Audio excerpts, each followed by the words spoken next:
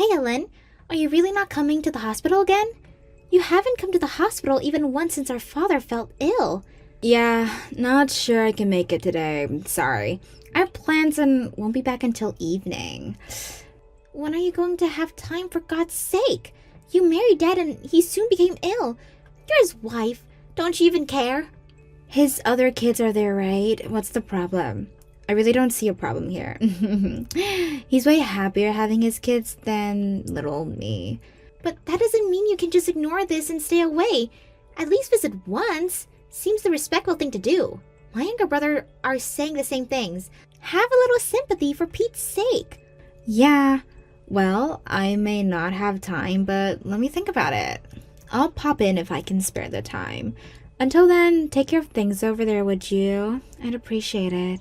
Are you kidding me? Spare time? All you're doing is going out drinking with your friends. You have all the time in the world, in my opinion. Huh? Why do you know that? Oh, I get it. You saw me somewhere, right? I saw you on social media. Looks like you're having one hell of a good time. Just the other night, you went to some expensive club downtown with those male hookers. You spent thousands of dollars. You even held an extravagant party at your place. Oh, please, stop it. Are you checking on me because you suddenly fell in love with me? How embarrassing. Actually, it's kind of creepy to tell you the truth. I wasn't checking. It just happened to be in my usual feed. After all, you married my dad. Forget about that. That's nothing. I want you to stop using all of my father's money for your own enjoyment. Can't you understand the dire situation that my father is in? If my father hears what you've been doing, it'll break his heart. What is to you, anyways? He's my husband, not yours. I'll do as I like. What's so wrong about a wife using her husband's money? All I'm saying is for you to think of the circumstances. Your husband is in the hospital. That alone should alarm you. What's more, my father didn't give you permission to use his money. Even if you're married, you spend way over what's normal. What the hell are you talking about? Don't you even know what your father's total assets are? A few $1,000 is just a drop in the bucket. At any rate, there's a limit to how much you can spend. Money doesn't grow on trees. You do know that my father's money isn't yours. You didn't earn it. I think if we're legally married, the money belongs to us both. So I really don't see a problem here. As a matter of fact, Irene, who gives you the right to act as your father's abbreviator anyways? What are you trying to say? That it doesn't concern me? Yeah, I guess. You're a grown woman. You have your own family. To me, you just come off as a busybody, always nosing around where you have no business nosing around. He's my father. I have the right to be a little inquisitive of my father's well-being. Yeah, well, whatever. Sorry to hurt your feelings. So that's settled. Can I go now? I got a friend waiting on me. Who's more important to you, this so-called friend or my father? You're starting to sound like some character in a daytime soap opera.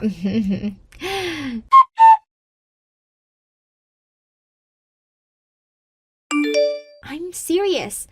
I'm not joking around. Yeah, but you do make me laugh sometimes. I gotta go. Look after my hubby for me, would ya? Please, Irene, would you stop calling me? The buzzing is driving me nuts. What is it? Is there something you want?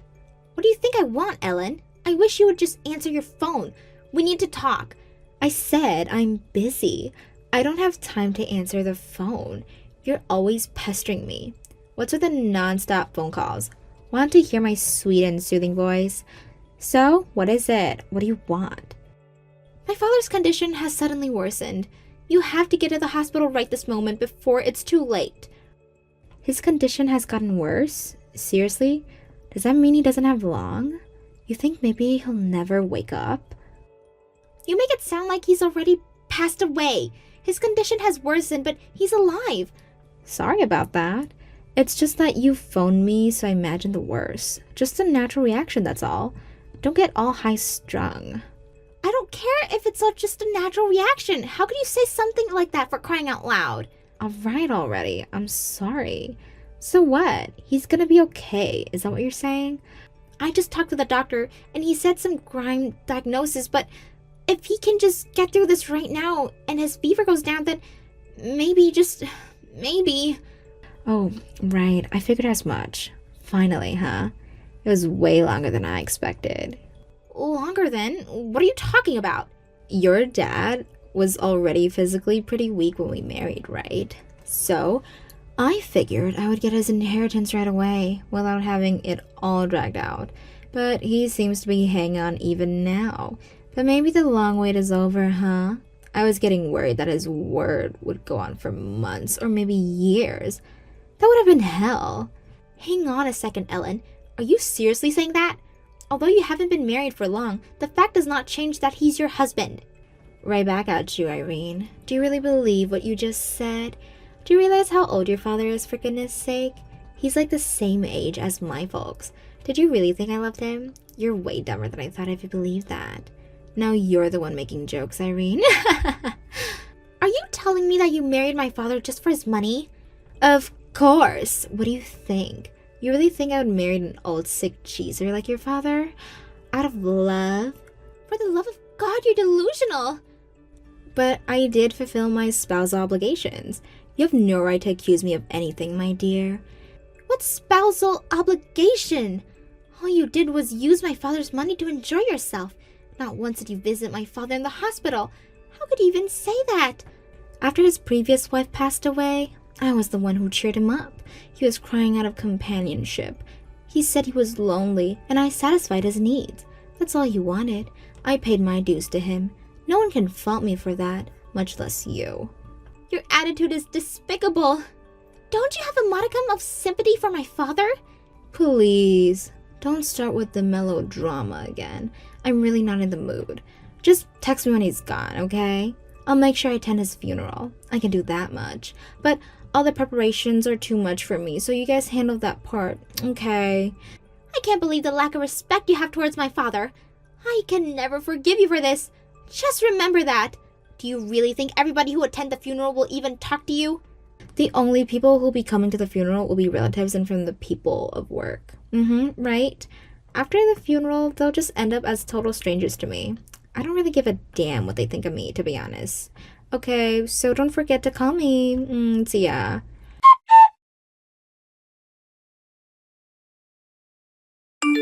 Hey, Irene. Must have been pretty hectic with the funeral and all.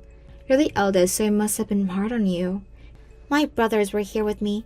They helped me out, so it's fine. Unlike someone I know. You sound kind of upset. You are, aren't you? You're mad at me. I can't understand why you would think otherwise. Actually, I'm furious. You didn't even show up after my father died. You really had the nerve show up at the funeral? If you weren't my father's wife, I would have taken that broom and kicked you out of there. Goodness me. No need to get so angry, Irene. You continue to be angry like that, you'll never know happiness. Light up. Sorry, but I really can't stoop to your level. And why the hell are you texting me? I want nothing more to do with you. I'm pretty busy right now, so I wish you would just make it quick. You don't have to be so rude. Oh well, whatever. I just want to verify something with you. That family meeting to discuss what's going to happen going forward, that's tomorrow, right? Yeah, that's right. Tomorrow at noon. What do you care? Care? Of course I care. What are you, nuts? The most important issue has to be discussed. I also wanted to convey something to you to make sure there's no misunderstanding. Please stop beating around the bush, would you? Just give it to me straight. Like I said, I'm busy. Yeah, right.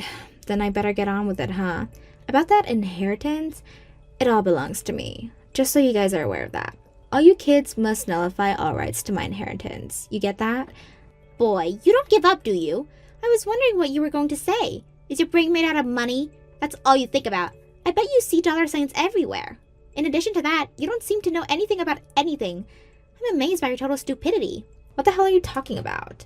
What do you mean I know anything? Come on, explain yourself.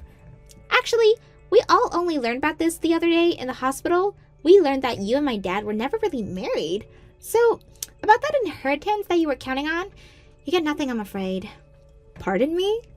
Are you out of your mind? You've totally lost it, Irene. I'm not laughing for information, not funny. Anyways, a butt-faced lie won't pass muster with me. It's not a lie. I checked all of Dad's documents after he passed. There's no evidence whatsoever that he even married you. No marriage certificate, no application to City Hall, nothing. That can't be right. Did you even check the proper papers? I distinctly remember signing the marriage application. He even gave me a wedding ring. I have it right here. Yeah, you signed it all right, but Dad never submitted.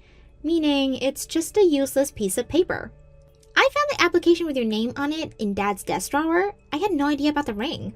So, legally speaking, you and my dad aren't married. Just total strangers. You have zero right to inherit even 1 penny. Don't give me that crap. This is not possible. We're legally married. Check the other papers. Oh, I get it. You're making this all up so you guys can hoard the whole thing. That's what this is about, isn't it? Why would I go through all this trouble to contact someone elaborate lie? A little checking and the whole lie would be proven false. I don't know about that. You could falsify something. Show me the proof then. I want to see the proof. You really don't believe me, do you? You want to see his personal legal files? Okay, it's an official notarized document. I think it'll be proof enough. Nothing in here about you. Here's a photo of it. What the hell is this? My name? Where's my name? He never legally registered me as his wife? How can that be? Here's your proof. Straight from Dad's files. None of us knew anything about this. We all thought you guys were legally married. That's why we treated you with respect. We figured you were our legal stepmom, but you failed to return that respect. This is not happening. How could this be? Why didn't that idiot submit the marriage application? Did you just forget or what? Actually, we just read his will. It said he was well aware that you did not love him. Pardon me? He knew? He knew I didn't love him? All this time? He was only pretending? Yeah, looks that way. That's why he wasn't very concerned that you did not visit him in the hospital. Is that why he didn't submit the application? He knew I didn't love him, and to go back at me? Didn't legally make me his wife? Was this some kind of sick revenge? Is this his idea of payback? No, I don't think it was out of vengeance. Dad was grateful for your companionship. Like you said, he was lonely after Mom died. He was thankful for the times he spent with you. Then why did he leave me high and dry? He could have at least left me something if he was so grateful. This is what I get in return? I feel like I've been defrauded. Actually, Dad did it because he cared for you, for your future. I'm supposed to be grateful for this? This is more like a mean-spirited joke. Dad knew he didn't have long to live. That's why he didn't submit the application. He didn't want you to be a lonely widow. He probably believed you wouldn't be able to live alone without him. He did you a favor even after death. Don't start another sob fest. If you feel so sorry for me, give me half of the inheritance. At least do that, and then I'll be out of your hair. My father gave you his credit card when you got married. Isn't that right? You made considerable use of that card. Considering how much you spent, I think it's more than enough compensation. But that was a pittance. I was supposed to get the whole inheritance. This is not right. That spending spree with his card and the inheritance? These are two completely different issues. But I'm sure if we check the card statements, it'll be obvious that you spent quite a bit. I don't see why you would ask for more. That's just being greedy, but greed is your forte. You never had a modicum of love for my father. Why should you even receive anything from him? But what was I supposed to? I mean, why did I even marry that old geezer? I waited patiently for him to pass so that I could enjoy the rest of my life. Well, it was only a year, but you had fun while it lasted, right? You were able to buy anything you wanted. You ate at the best restaurants. What more can you ask for? I suggest you live with that memory. The memory? Are you kidding me? I don't want memories. I want money. Memories are for chumps. Pay me if you want to get rid of me. I have that right, don't I? My father has passed away. That makes us complete strangers. No, wait. We've always been strangers, come to think of it. You were never our stepmom. But your dad loved me and cared about me, all right? Doesn't that count for anything? So, on behalf of your father's feelings, you should pay me. That makes no difference now that he's gone. To me, you're like some kind of pest. Well, the pest has been neutralized. That's an invaluable outcome of this whole story.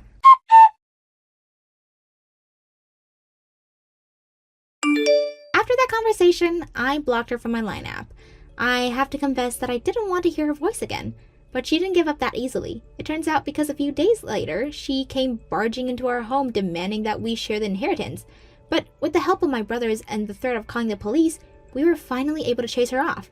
We warned her that we wouldn't hesitate to call the police if this persisted, and that little warning seems to have taken care of the problem. I later heard from a friend who knows her that she's deep in debt. Apparently, after the high life she enjoyed with my father's money never really subsided, and she continued to live that extravagant lifestyle which eventually left her unable to make ends meet. She tried selling off all the jewelry and brand goods she bought with Dad's money, but it wasn't enough to cover her enormous debt. She married my dad for money, and after he passed, rather than turning her life around, her obsession with money continued undebated. Money seems to be her sole obsession. Maybe it was a fitting demise. Thank you for watching. Don't forget to hit the like button and subscribe to the channel.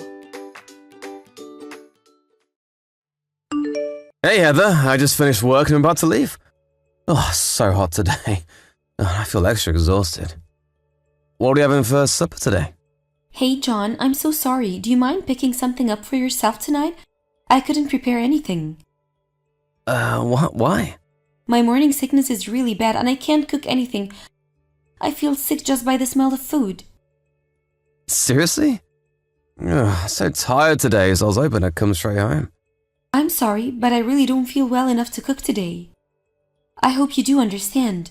Do you want me to order something for delivery? Delivery? Isn't morning sickness similar to car sickness? You should be able to prepare a meal at least.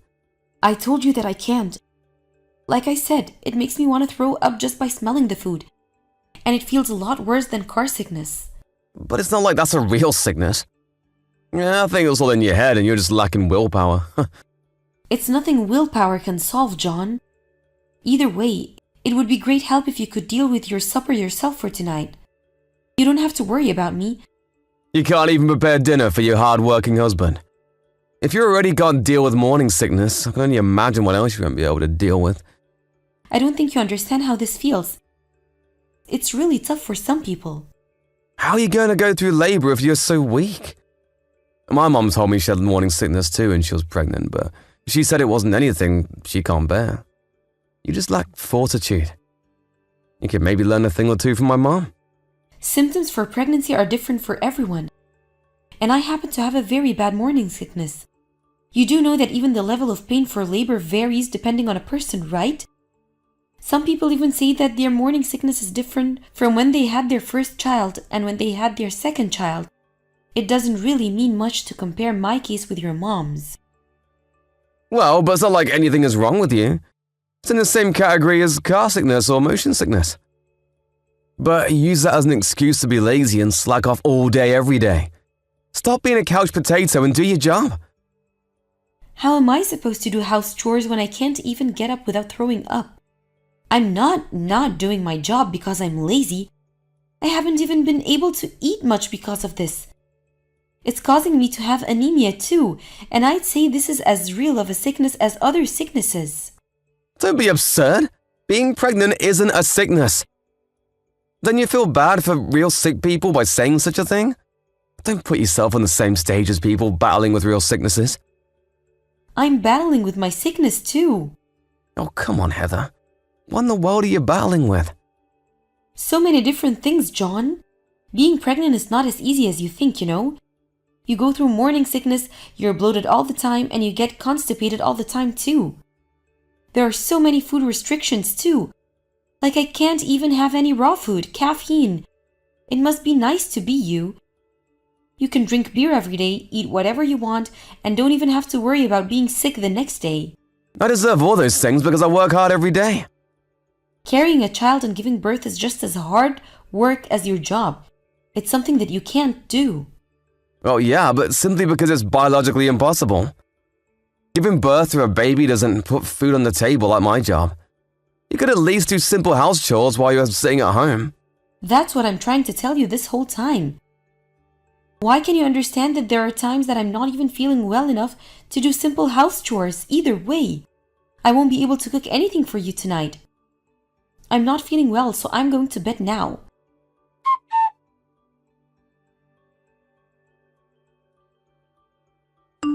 John, let me inside the house. Hey, what are you thinking locking me out like this? How could you do this to me? Shut up. Stay outside where you belong. I made sure and locked all the doors and windows. Why are you doing this? You know that there's a hurricane coming today, right? The rain and the wind are really bad already. You must be able to see that from the window. Yeah, I know. So what? I'm soaked and cold to the core. Please let me in. I'm going to catch a cold otherwise. No, this is your punishment. For you being so lazy all the time and not doing any house chores. You need to pay for your actions. I wasn't being lazy. I was resting because I wasn't feeling well. I told you my morning sickness is really bad. Don't use your morning sickness as an excuse. There's no one in the world that stays sick in bed from a mere morning sickness. There is, right in front of you. Clearly you've only known your mother's case. It really depends on the person on how bad it is. What your mom experienced isn't everyone's experience, you know? I don't need to hear about any other cases to know. It's easy to imagine. Like I said before, being pregnant isn't a sickness, and I shouldn't have to cater to you at all. How many times do I have to remind you of that? I told you every time that I feel just as sick as the real sickness. Why don't you get it? Being pregnant isn't a walk in the park like you make it out to be. I'm risking my life to do this. Risking your life, you say? This is the 21st century, for Pete's sake. Do you not realize how much medicine has advanced in the last few hundred years? They say there's hardly any risk for mothers anymore. What do you need to realize is that even with today's advanced medicine, there are still people who die from labor. Doesn't that mean I'm risking my life for this? And aren't I the only one between us that has to go through that risk? I'm growing a whole person inside me.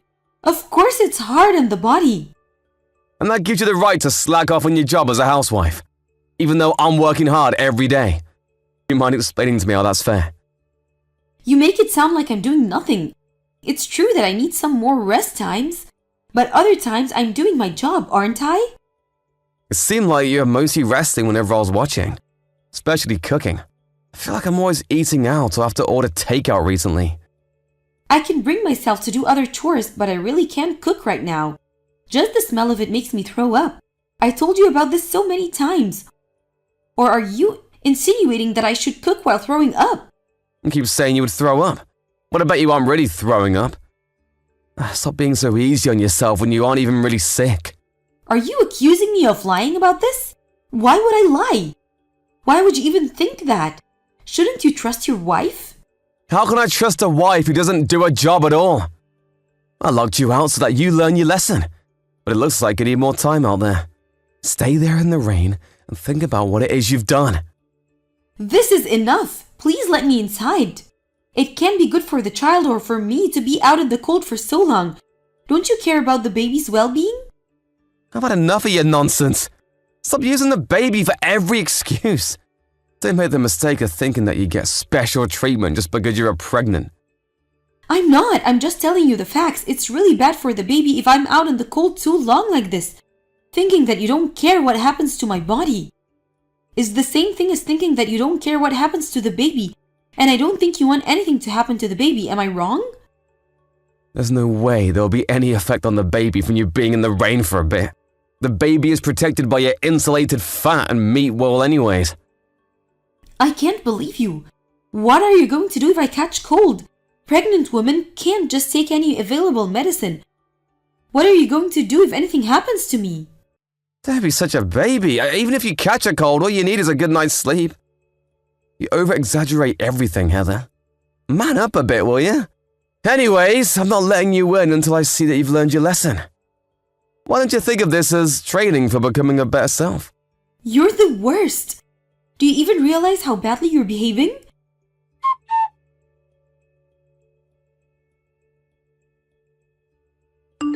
How's it coming? Have you learned your lesson by now? Do you know how many hours have passed? Even the hurricane has come and gone. Yeah, you must be exhausted. But well, you needed some time to reflect on yourself. Now, do you know what happens when you neglect your job as a housewife just because you are pregnant? You can come home if you've learned your lesson and you are sorry. Why should I be sorry? What are you doing is wrong in every way. What? You are not sorry? Are you kidding me? I guess someone wants to stay out all night. I'm not going to lock the door then. Are you saying you're okay with that? I don't care because I'm not coming home. You can do whatever you want. What do you mean? I'm never going back there ever again. I'm back in my parents' house now, and I will have the baby here with them. You're with your parents? Are you telling me that you weren't reflecting on your actions outside? I'm not stupid enough to stay outside in a hurricane, John. I'm with my parents. I call them to come pick me. What the heck are you doing? This just proves that you haven't learned anything and aren't even sorry. I told you that I'm not sorry, and that's not the issue here. I had to go to the emergency room. Do you know what you've done? What, emergency? Yeah, I got a fever of 102.2 Fahrenheit. And I had to be admitted to the hospital right away. They said that there might be some complications since my body is in a weak state. They said I might be infected by a bacteria or virus. What if that's true? That's going to have an effect on the baby for sure. The baby and I are connected. There's no way you have that high of a fever. You forget that it's July right now. It's more difficult not to catch a cold when you get exposed to the rain outside for hours, even if it's summer. It was already dark out too, and my body was cold to the core. It's still hard to believe that the mere rain would cause a high fever. It doesn't matter if you believe it. It's the fact I couldn't stop shaking even when my parents finally came and rescued me. Seriously? My parents are furious with you, especially my dad. He says he can't trust a man who puts his wife and his baby in danger. Well, it's not like I purposefully caused you to have a high fever. I don't think you fully understand how serious of a deal pregnancy is. I do understand. No, you don't. You couldn't have possibly done what you did to me if you really understood what being pregnant is like. My parents couldn't even believe me at first when I told them about what happened, because it's so different from how my dad acted when my mom was pregnant. How so? What did your dad do so differently? My mom had pretty bad morning sicknesses too. Seeing that, my dad realized that pregnancy is really hard on her body and that she's risking her life to have their baby. So he started doing all the house chores and supported her throughout her pregnancy. Even after I was born, he was just as involved in child raising as my mom, if not more. He never told mom that she was slacking off or accused her for being lazy when she was suffering from her morning sickness. Doesn't that simply mean that your dad spoiled your mom too much? How is it spoiling to let his sick wife rest when she's not feeling well? Honestly, if that's your standard, you should never be allowed to rest when you're sick from hangovers from now on. And when you get a stomachache from eating too much, you have to keep working without taking any bathroom breaks. Because those aren't real sicknesses, you shouldn't need to rest either, right? This is basically what you've been saying to me. Do you hear how ridiculous this sounds? The level of suffering is completely different between those things and your morning sickness. Why would you even think that my morning sickness is not as big of a deal as those things? It's worse. I'm even suffering from anemia because my morning sickness is so bad. I'm losing so much weight that my doctor keeps warning me that I have to try to put on more weight. The numbers are showing how severe my morning sickness is, but you still think I'm lying? There are some people who get morning sickness so bad that they even have to be admitted to the hospital. What? You could get admitted to the hospital simply for having a mere morning sickness. Of course you could. You could also become dehydrated when your morning sickness lasts for a while, and your organs could even start dysfunctioning if it gets really bad. My doctor was warning me that at this pace, they might have to keep me at the hospital to be safe, and that's when you threw me out in the cold. Well, I was all supposed to know that. This was meant to only be a little punishment. Nothing uncommon for a married couple, I'd say. When I was already weak, you delivered the final blow by leaving me stranded in the storm for hours. Do you think my already beaten up body could take that? You think that was a little punishment? You lack imagination skills if you seriously thought that. Well, I didn't know it was so bad. I tried to explain to you so many times that morning sickness is different for everyone, and I tried to make you understand so many times that mine is really bad. But you never paid attention. You decided to believe in what you thought your mom went through and called me a liar and a lazy wife. I learned the hard way that you trust your mom more than you trust me. That's not true. I didn't mean for this to happen. I just thought it's July and it's warm out and I thought you'd be fine. Never in a million years did I expect for this to cause you a serious fever. I don't think any normal person would do anything like this to anyone, no matter what season it is, especially to a pregnant person like myself. If anything happens to me, the baby's life could be in danger too. How do you not even know that? I'd say even a child knows better than you. But I really didn't do this on purpose. Enough with your excuses. My dad wants to talk to you about this whole thing. What, he does? He says he's going to call you later. You better answer his call. I don't think you will want to upset him more than he already is.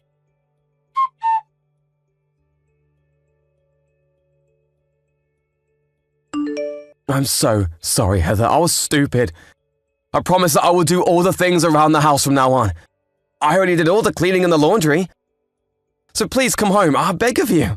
No, I'm not coming home. I prepared the divorce papers. You better sign them. Hold on a second. I truly regret how I was behaving. I'm so sorry again for underestimating your morning sickness. I did the worst thing a husband can do. It sounds like you finally realized how horribly wrong you were after talking to my dad. But it's way too late for any apologies now.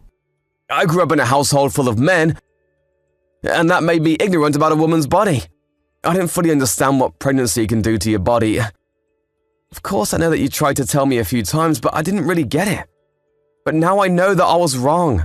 Do you really understand now? Yes, and I called my mom after your dad had to talk with me. I asked her about what her experience was like during her pregnancy, and she said her morning sickness wasn't too bad when she was pregnant with me.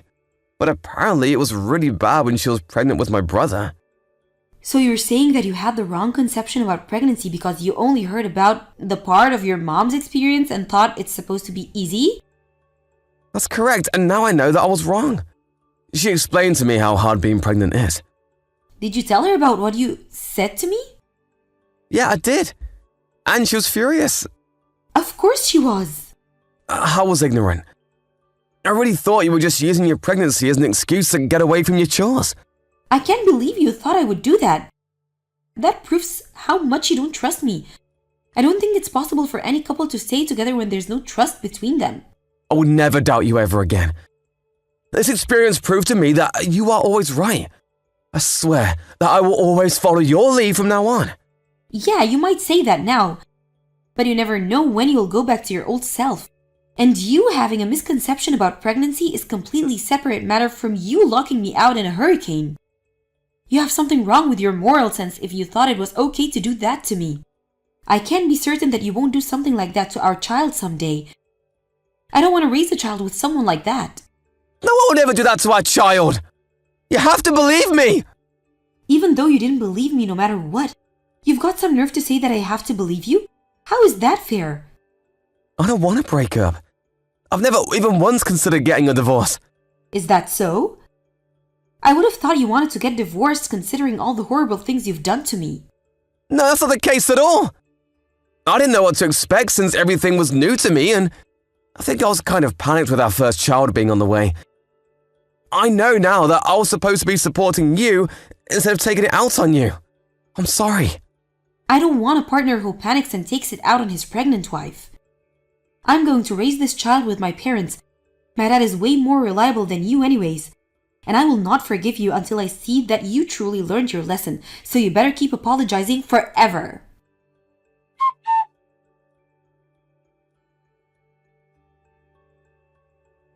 After that conversation, I didn't go back to our home until the day I decided to move out for good. I didn't want to see his face, so I picked a day that he's working and packed up everything with my parents. After you put everything in the car, it suddenly dawned on me it really was over, but I knew I was doing the right thing. So I decided to put my past behind me and move forward. That night, my husband called me crying, saying he's really sorry. He said he saw an empty room when he came back home and it really hit him. He wanted to tell me how much he regrets everything he did to me, but I told him off, saying that he shouldn't have done anything he'd regret to begin with. And I hung up the phone and blocked his number. After that, our baby finally arrived. Luckily, both the baby and I are healthy, and now I'm enjoying being a new mom with my parents' support. I will make sure to provide a quality life for this child and try my hardest to be a good mom. I chose to get divorced to protect the child, so I will stay strong and do this without him no matter what the cost. Thank you for watching. Don't forget to hit the like button and subscribe to the channel. Maddie, can you tell your father to send more money? Maybe like $300 for Nicole, and tell him to make it quick. You said you didn't have enough last month, too. Money for Nicole's child support is supposed to be fixed. He only sent the extra amount as courtesy last time. You need to manage within the fixed amount. I can't keep asking Dad. Oh, Maddie, you sound more and more like your father. You don't have to be so harsh. Well, it's hard not to be. Dad is sending money every month as agreed. Surely you understand girls are expensive to raise. Your sister is so pretty, unlike you. So I want to make sure she's always dressed nicely. That can get costly, you know? You think it's okay to say things like that to your own daughter? Have I annoyed you? That makes us even then. If you act harsh to me, then I will to you too. Since when have you started to care about what Nicole wears anyway? You always prioritized your own clothes over ours. Your sister looks a lot like me, right? I mean, she could turn out differently as she grows older, but I'm sure she'll be gorgeous nonetheless. I'm planning for her to try out for the modeling agency. Whatever. Anyway, if you need to talk to Dad about money, you can call him directly. He's the one paying, not me. No way! He won't listen to me. He's too stubborn. He talks down to me and says I'm always wrong. That's because you've lost his trust. You can't use me to get to him.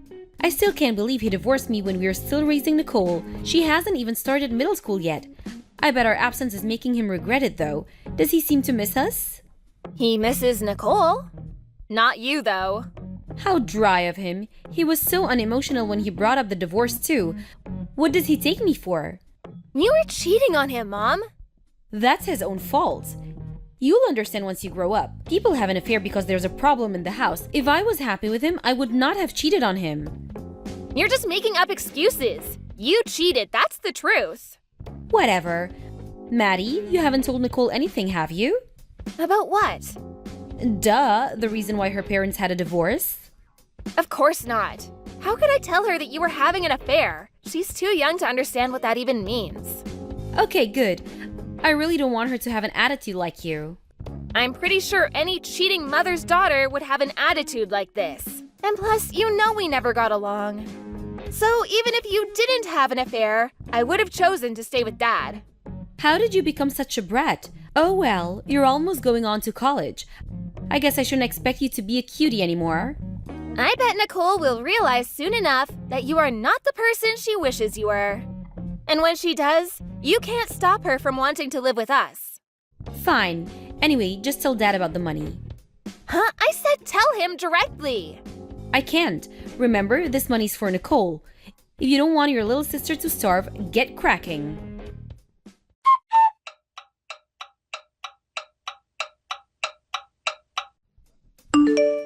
Hey, Mom, I've been messaging Nicole today, but I can't get a hold of her. I assumed she'd be free today. Do you know what she's doing now? Don't bother her. Huh? What do you mean? Nicole has not been keeping up with work lately. She never does her homework. And she has developed an attitude with me, so I've taken her smartphone away. Is it true she doesn't do her homework? Of course it's true. That's why I had to scold her. She's always liked studying. Nicole would always get everything done as soon as she came back from school and made sure she never missed anything. Maybe she started slacking off because I've been too easy on her. It's hard to believe. Maybe something's going on? Like what? I don't know. Maybe something went on at school? Or she's concerned about something? That's no excuse for not doing her homework. How did I let this happen? She's been so good all this time and now she's suddenly rebellious. Maddie, you better not have been saying things about me to her. I have not. I have plenty to say about you, but not to her. I wouldn't do anything to hurt her feelings. I hope that's true. Her attitude gets worse every time she sees you and your father. Are you sure you're not influencing her? I'm sure. But she's probably realizing that it's more fun with me and Dad. Are you saying I'm not good enough? How dare you say that to your mother? I have done everything to raise that girl right. That's not what I meant. Sorry. You don't have to get so angry. You don't understand because you're still a child. Being a single mom puts me in an extremely difficult position, and it wasn't my choice to become one. I wanted to continue to live with you too. You did? Of course I did. You're my daughter. We always end up fighting when we talk, but that doesn't mean I didn't want to stay with you. Well, then you shouldn't have cheated on Dad. Like I said before, one day you'll understand. Anyway, I have a favor to ask. Can you tell your dad that Nicole can't meet you guys next week because she's grounded? What? No. Dad and I have been looking forward to seeing Nicole. We have plans. Just tell him, please. Now is not a good time for her to see you two. She needs to be disciplined. I promise you two will get to see her once she's sorry. But Come on, Maddie. You know I'm doing this to teach her a lesson. I know I've made bad decisions in the past, but I just want to raise Nicole right. fine. I'll tell him, but I don't know what he'll say about this. Thank you. I'm sure he'll understand. He always listens to you. Don't be so hard on Nicole, please. She needs her smartphone to keep in touch with us. And her attitude is just a phase, I'm sure. I know. I'll make sure to have a constructive conversation with her. Say hi to your dad for me. And Maddie, you can talk to me anytime, you know that, right? We may not be together, but I'll always be your mom.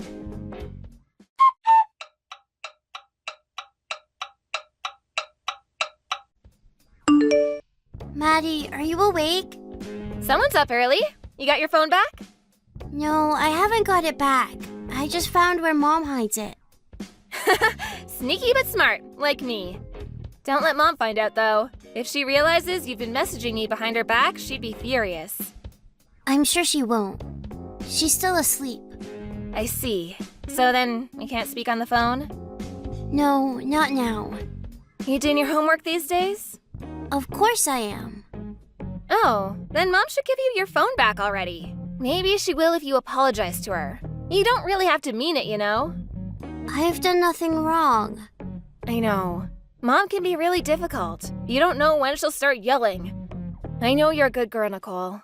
Maddie, I have a question. Shoot.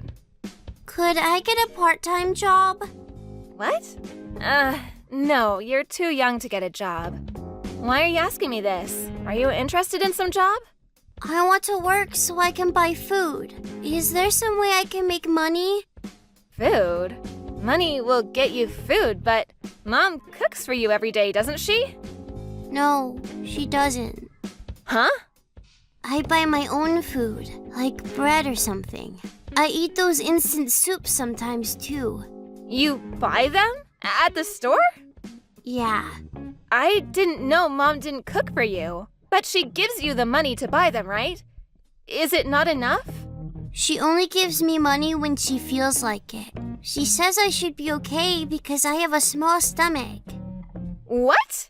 You must be so hungry. Yeah. My stomach is always growling at school, so it's embarrassing.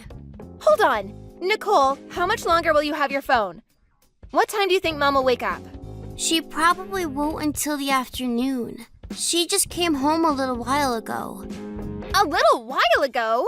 It's 6 in the morning. Did she start another job at a bar or something? Mom doesn't work at all. She told me to tell you and Dad that she does, though. Okay, you know what? Nicole, we're on our way to get you. You need to pack your things without waking Mom. Why? Because she's not taking good care of you. You shouldn't be there. Dad is gonna be so angry when he finds out. I'm gonna wake him now and head over. Can you open the door for us when we arrive? You mean it's okay for me to live with you? Of course it is. Why wouldn't it be? Mom told me you and Dad didn't want me. What? That is a lie, Nicole. Mom took you from us. Both Dad and I have always wanted to live with you. Maddie, please help me. I don't want to be with Mom anymore. I know, sweetheart. Don't worry, we're on our way. Hang tight. Wait quietly so Mom doesn't notice. You're coming with us.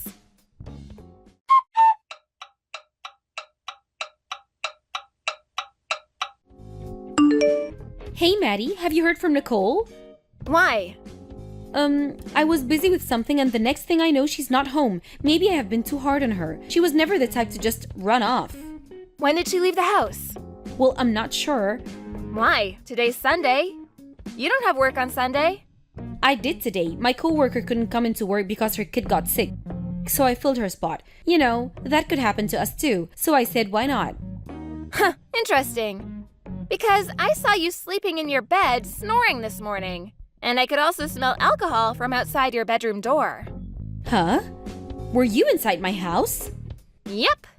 Did you take Nicole without telling me? You broke into my house? I have Nicole's custody. If you take her without my permission, that's abduction. I'm going to call the police. Wow, what a reaction. I didn't know it was such a bad thing to want to see my little sister. You have a lot of days for that. Which you keep canceling. And what is that house? It's full of trash. I can't believe you've made Nicole live in that dump. I haven't cleaned the house in a few days because I was busy. It's not usually like this. Really? Because it didn't look like a few days to me. And the smell was horrible. Just give me Nicole back. No, she's staying with us from now on. That is not acceptable. You can't just decide. Don't be so stupid, Maddie. I'm seriously going to call the police. Go ahead. They would probably arrest you instead. What? Why me? Why? You hardly ever give her food. Oh, and what was the reason? Because she has a small stomach? You are unbelievable. I thought you cared about Nicole. After all, she was just a tool to get money from Dad, wasn't she? What are you talking about? I do care about Nicole. How do you want me to believe that? We've already spoken to Nicole's teachers and other parents to gather information. They said Nicole would wear the same clothes for days and seemed like she only bathed once in a while. Well, sometimes I'm busy and I can't do everything perfectly. I'm trying. How could you be so mean to me? I love her. I really do. Nice try. You think I would feel sorry for you? You can't manipulate me. I'm not trying to manipulate you. I'm speaking from my heart. You have made a huge mistake, Mom. Cheating on Dad was one, but I know relationships can be tricky. And as much as this might hurt Dad, I get that it happens. But not this, Mom. You have neglected your daughter. This is the worst thing you can do. I have not neglected her. You don't give her enough food. You sometimes give her a couple of bucks she uses to buy herself some bread for days. She would wash her hair with cold water because she didn't know how to turn the boiler on. She'd be lucky if you ever washed her dirty clothes. You don't call this neglect? Nicole is lying. You're naive, Maddie. No adult would believe her. Both Dad and I trust her words. And she is not as immature as you think. She totally understands that there's something wrong with you. I don't have enough money, okay? I'm doing my best. She's not dead, is she? She's growing without an issue. You think everything is cool if she's not dead? We know you eat whatever you want. There's plenty of proof in your trash. Fries, burgers, Chinese takeout, you name it. Did you share any with Nicole? Of course you didn't. You're allowed to spend money on all that, but not Nicole? What kind of a mother are you? I work. I need to eat to work. Don't lie to me. You think I don't know by now that you don't work? I called the shop you said you were working at. They said they don't know you. They're just taking precautions. You know, they can't give out personal information nowadays. Ugh, why am I wasting any time talking to you? We'll find out the details of your neglect soon enough. What do you mean? We've reported this to the authority already. They know our situation, so it's quite useless to call the police. What? You did not. Yep, done while you were asleep. So you've been reported before, huh? We heard that some caring person from our school had made the call. The conversation with the agent at the Child Protection Center was rather smooth. He knew exactly who you were. I bet Dad will be getting Nicole's custody back real soon. Maddie, wait! How could you report me? You're making me look terrible. You are terrible, Mom. The agent agreed to investigate this matter. We should know how to proceed in a couple days. I assure you that no matter what happens next, though, Nicole is never going back to you. Ever.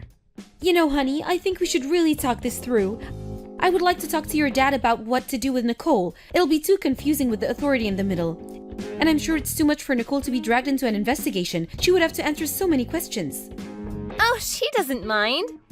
She said she would answer any question if that means she can live with us. Maddie, please, let me just talk to your father. You have to tell him I'm sorry about everything. No way. Leave him alone. You put him through enough already. You are the worst. None of us ever want to see you again.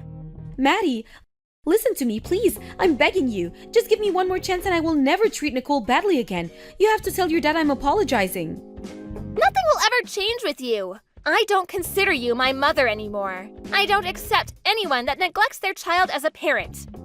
I will never forgive you for starving Nicole while you used up Dad's money. Goodbye, you old hag. Don't you ever show up in front of us again.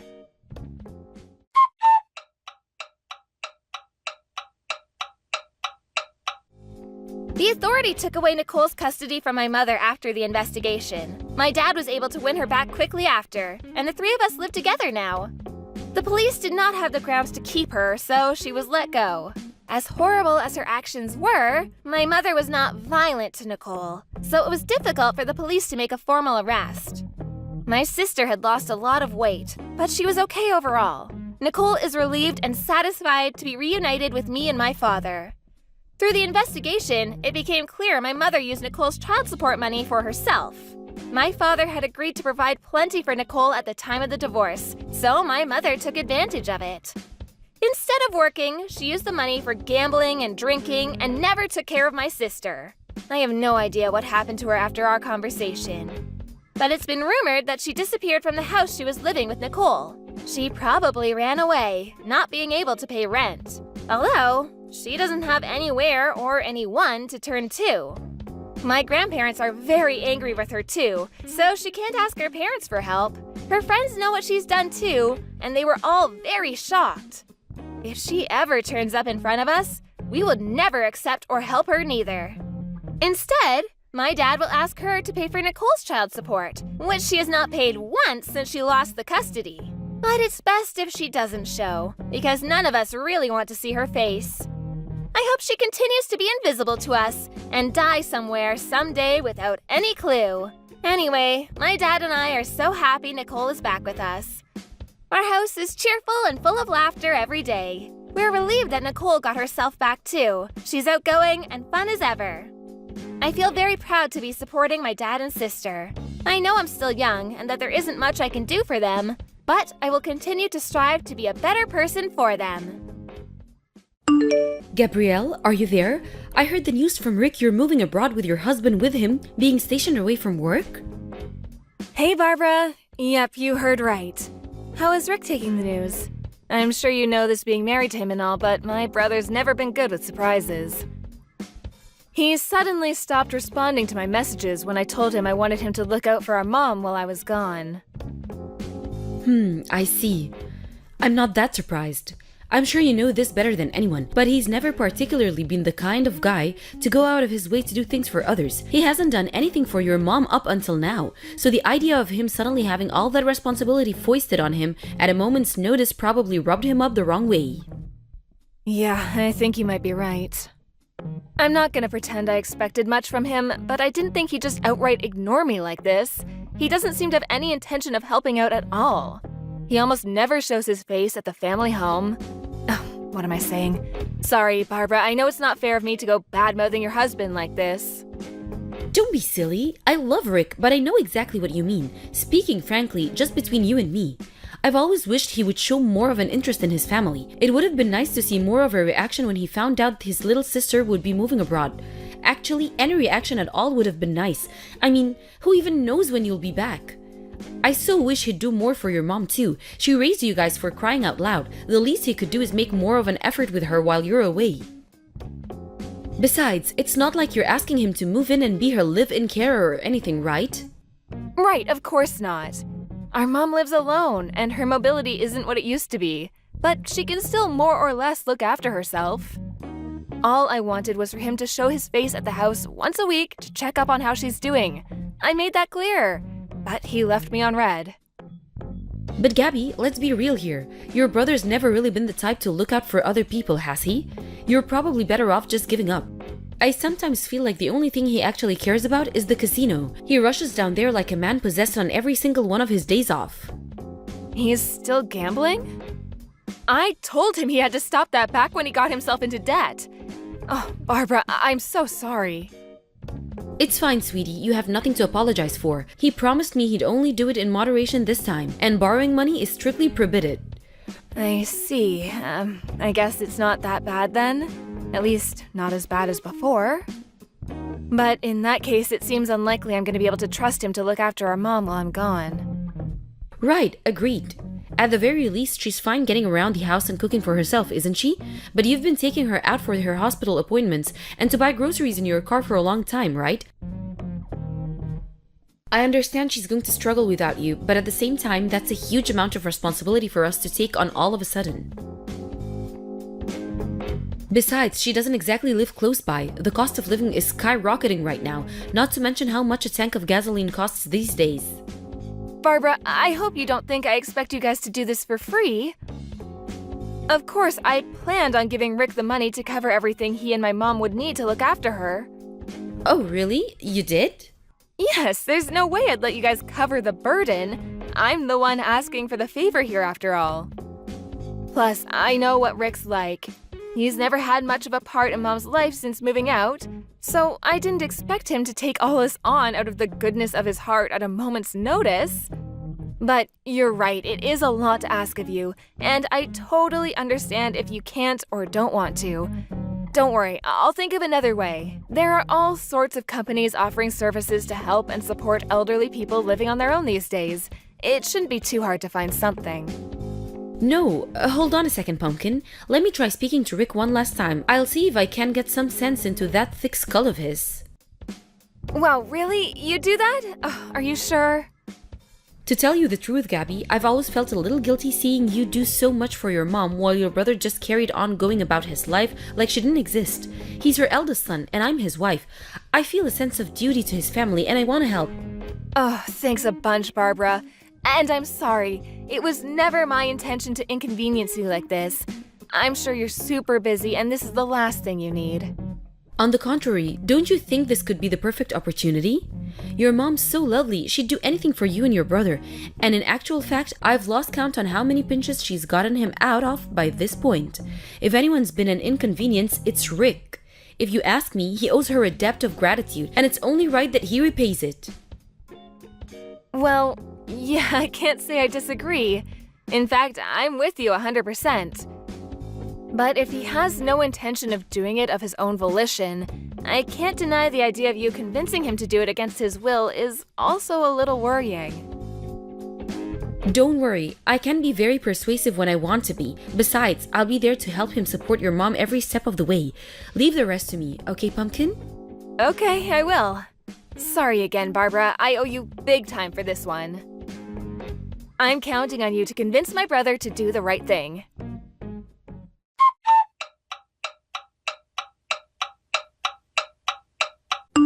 Hey Gabby, not long now. You're flying off to Thailand tomorrow, right? I bet you can barely contain yourself. It's a beautiful country, but I hear certain parts can be dangerous, so make sure you be careful over there, okay, Pumpkin? Hey, Barbara! Thanks a lot for the well wishes. Yeah, you betcha, I'm stoked. I appreciate the heads up. Thankfully, my husband's company apartment is in a really good neighborhood. We've always been our cautious types, so we were relieved when we found out.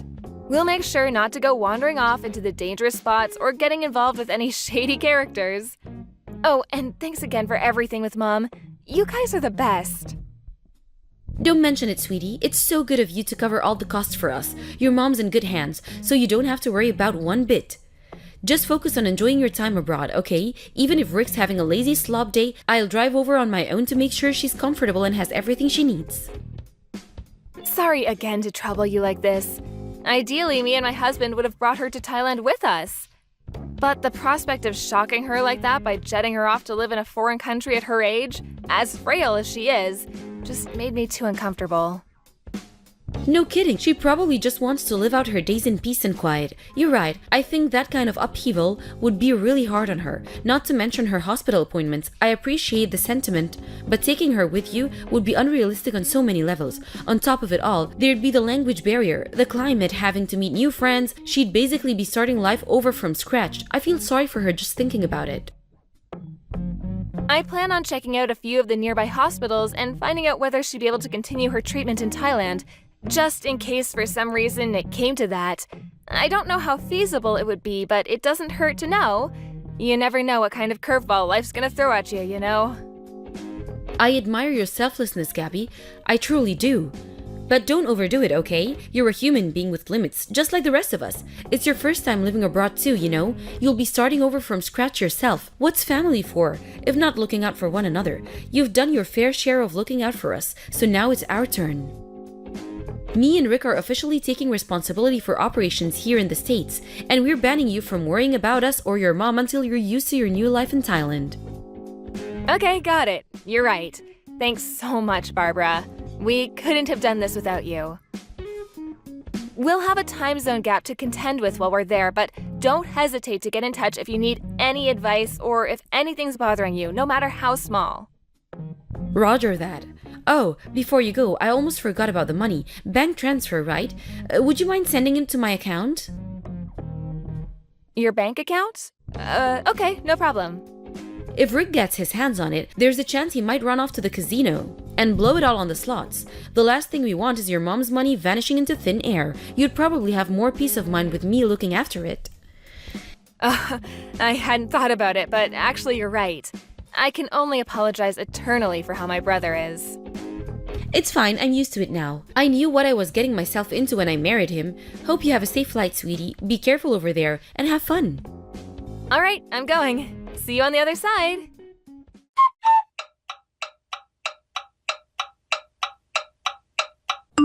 Good evening, Barbara. You there? Is now a good time?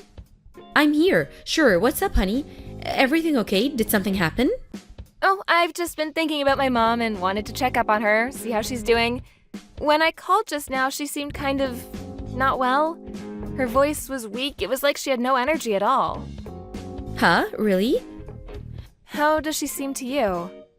I thought she was fine when I last went over, no different to her usual self. I wonder if she's putting on a bold front when I'm there so as not to worry me? Come to think of it, she's so thoughtful and conscientious. That's just the kind of thing she'd do. I'm not her real daughter after all. She probably feels guilty having me go out of my way to look after her. Oh, no, it's not that.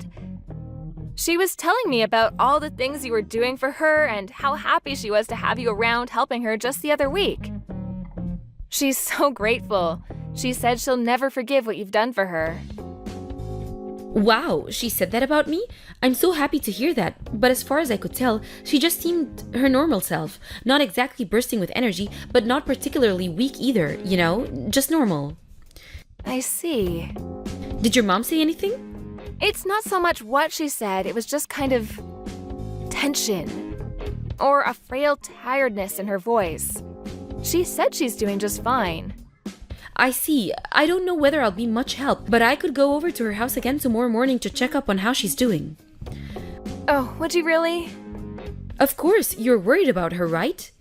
Okay, it's settled. I'll drive over first thing in the morning for a check-in. I'm so sorry to trouble you again, Barbara.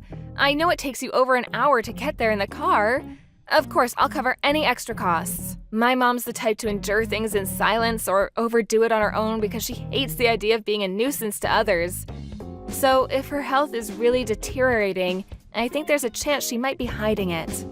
If that's the case, I can't guarantee I'll be able to get to the bottom of it, but I'll at least head over and do my best. That's fine, I understand. Her and Rick might be completely different, but one thing they do share is that they can both be stubborn as mules in their own ways. Thanks so much, Barbara. I don't know what I'd do without you. Oh, stop it, silly. You're making me blush. It was me and Rick who agreed to look after her in the first place. This is the least I can do. I was so shocked when I heard Rick was getting married. But that shock turned into relief when I found out how kind you are.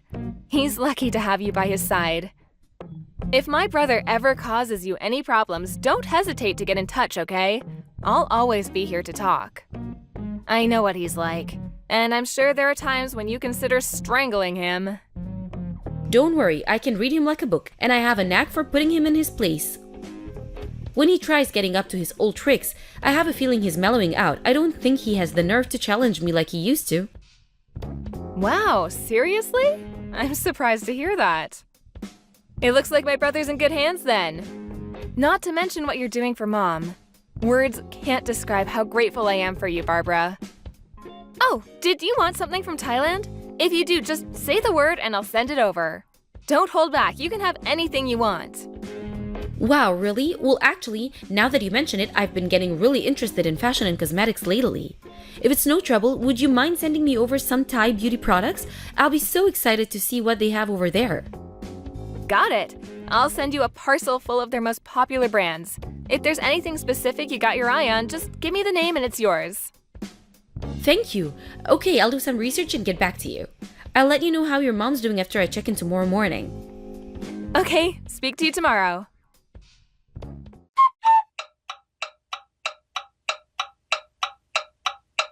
Hey Gabby, there's something I need to talk to you about. Is now a good time? Sure, I'm just chilling at home. It's my day off today. What's up? Listen, it's about the money. Oh, no. Did my gambling-addicted brother get his hands on it somehow? No, it's not that. Can you send me more money to look after your mom? Huh? What? But I'm already sending you $1,000 a month, which includes money for her medical bills. Are you saying that's not enough? Listen, Pumpkin, I didn't tell you this, but the thing is, your mom, she's been really selfish with me lately. The day before yesterday, she suddenly demanded that I go grab her a takeout from a top-of-the-range 5-star hamburger restaurant. She demands nothing but ultra-high-class luxury cuisine all the time, and we just can't keep up with it financially. That's funny. My mom's been living with me and my husband since last week. Who the hell is asking you for luxury hamburgers?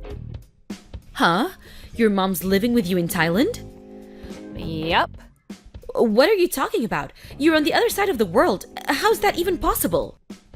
A few days after we last spoke about me being worried about how my mom sounded on the phone, she sent me a message begging me to help her. What? When I called her, she told me you and my brother had been stealing all of her money. She broke down in tears as she told me how you'd been abusing her and stealing things from the house. Ridiculous. I've never heard such a load of nonsense in my life. You're joking, right? Believe me, I wish I was joking. I'm so disgusted with you, Barbara. To think I trusted you.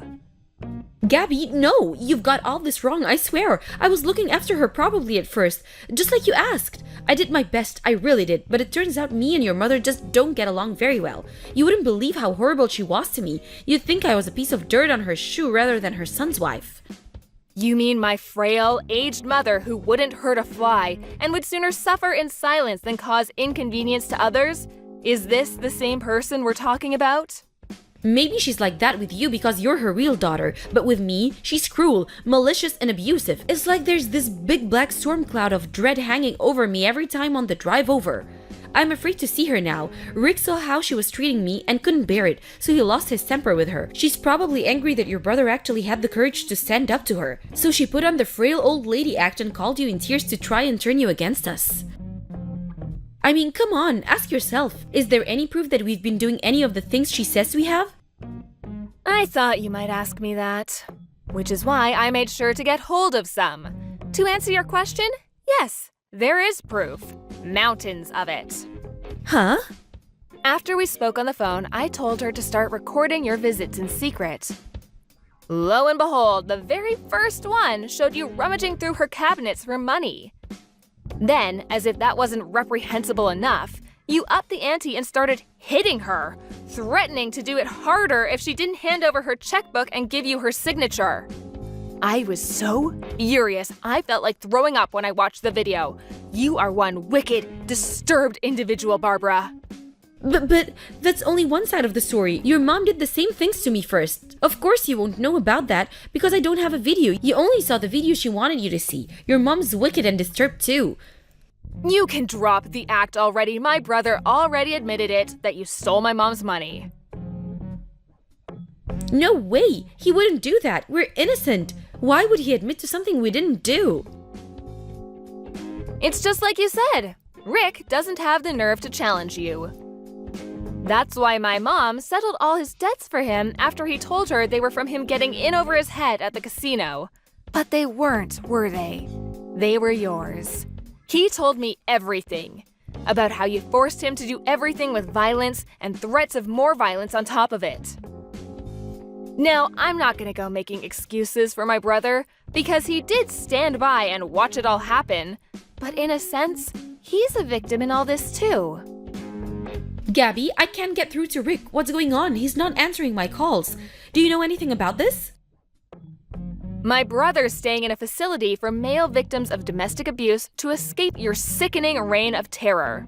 Oh yeah, he went in today. That's probably why he's unreachable. Something tells me he won't be coming home to see you again. He's staying where? But what the hell am I supposed to do now? What about me? What about you? Well, I don't know about my brother, but I'm pressing charges against you for laying hands on our mom. I have mountains of evidence. The video I mentioned earlier is just the tip of the iceberg. I'm currently in the process of hiring a lawyer. No, Gabby, wait, please, don't! You can't take me to court, we're family. Surely we should just be able to talk this out like adults instead of blowing it up into some big legal drama. This isn't a TV show, don't be so horrible. The only horrible person here is you. You subjected my mom and brother to unimaginable suffering with your wicked campaign of abuse. And mark my words, you will pay dearly.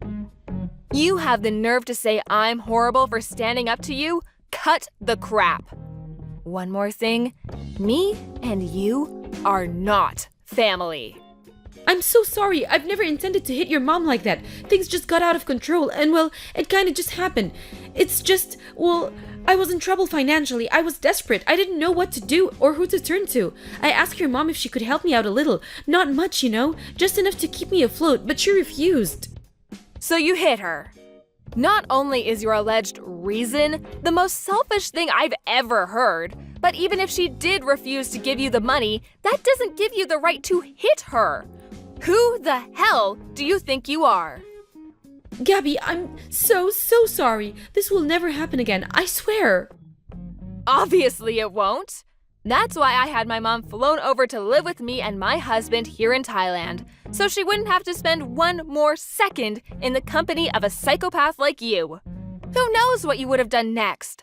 I shudder to think. You're sick, dangerous, and unpredictable, and I feel terrible for leaving my mother in your care. That's why I waited until she was safely in my care to get started with the court proceedings. I'm begging you, please, don't take me to court. Anything but court. What do I have to do to change your mind? You're right, I'm all the things you say. I acted wrongly, and I'm sorry. Please forgive me. Do you seriously think I can forgive someone who physically abused, exploited, manipulated, and stole money from my elderly mother? You must actually be insane. I understand you're upset, but please, I'm on my last chance. Huh? Your last chance? Listen, I never told you this, but I'm already on a suspended sentence right now, so please reconsider. If I get in trouble again, they'll throw me in jail. I'm begging you here, please, I'm desperate. I've already lost my husband. Would you really see me lose my freedom as well? Yes, I would. Gladly. In fact, I'd love nothing more. I mean, please, are you seriously trying to play the victim in all this? I hope they find you a good psychiatrist in prison because you need help. You're the one in the wrong here, and you only have yourself to blame. Please forgive me, I'm begging you. I'll do anything. Gabby, please. If you'll do anything, why don't you head over to the police station right now and tell them exactly what you did? And let me make this clear.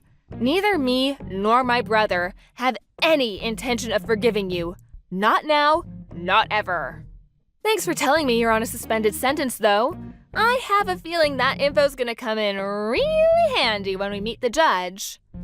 I'll see to it that you pay for the pain and suffering you caused my family if it's the last thing I do.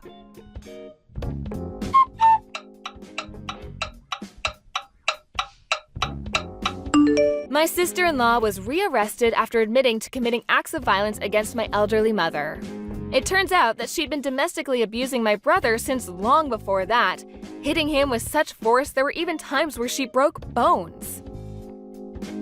I found out during the court case that one of the neighbors had heard the commotion and called the police, and she was arrested after being caught in the act. Me and my mom never had a clue. Eventually, my brother finally came clean about everything. He said Barbara had been irresponsible with money ever since they started dating, was quick to anger, and became violent at the slightest hint of trouble.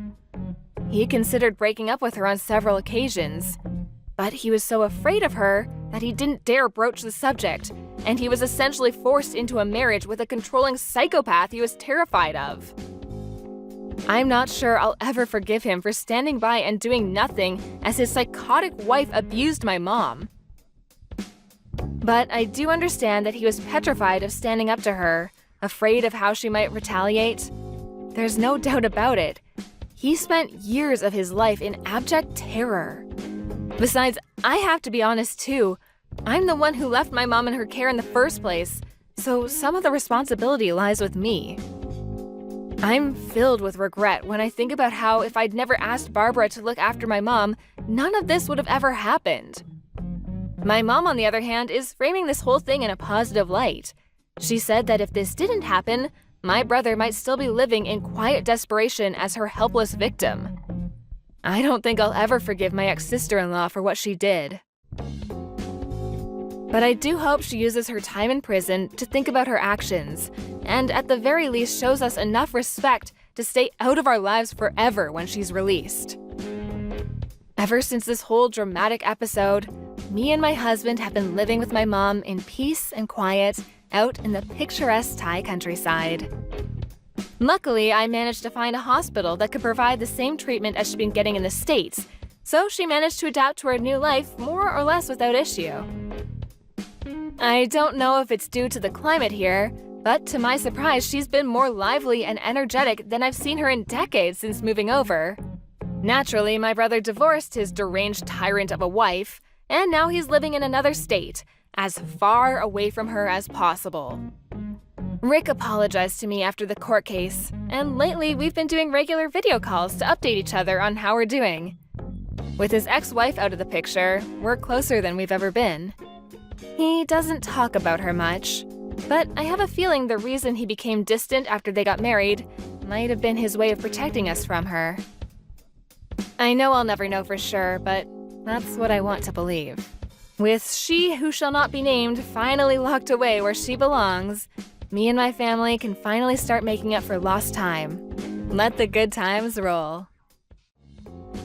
Hassan, are you still at work? Why the heck are you messaging me out of the blue like this? I got off work hours ago. It's just getting really late and I was worried about you, that's all. Are you on your way home now? No, I stopped by the casino for a few rounds on the slots.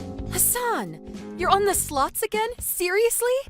I know it's your only hobby, so I don't want to give you too much of a hard time, but don't you think you've been overdoing it a little lately? What's the problem? I'm not hurting anyone. It's my money, and it's up to me how I spend it. I've got it. Why don't you come with me next time? Maybe then you'll see how fun it is and get off my back. I just know you'll love it. No, I'm good, thanks.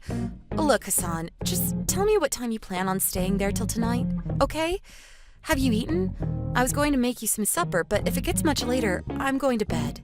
I want some supper. Problem is, I keep hitting the jackpot and it's making it hard to leave. I've got a feeling I've got a few more wins in me, so I'm gonna stay till my luck runs out. How long will that take? Well, at the rate I'm going, a few weeks. Seriously, babe, I'm killing it tonight.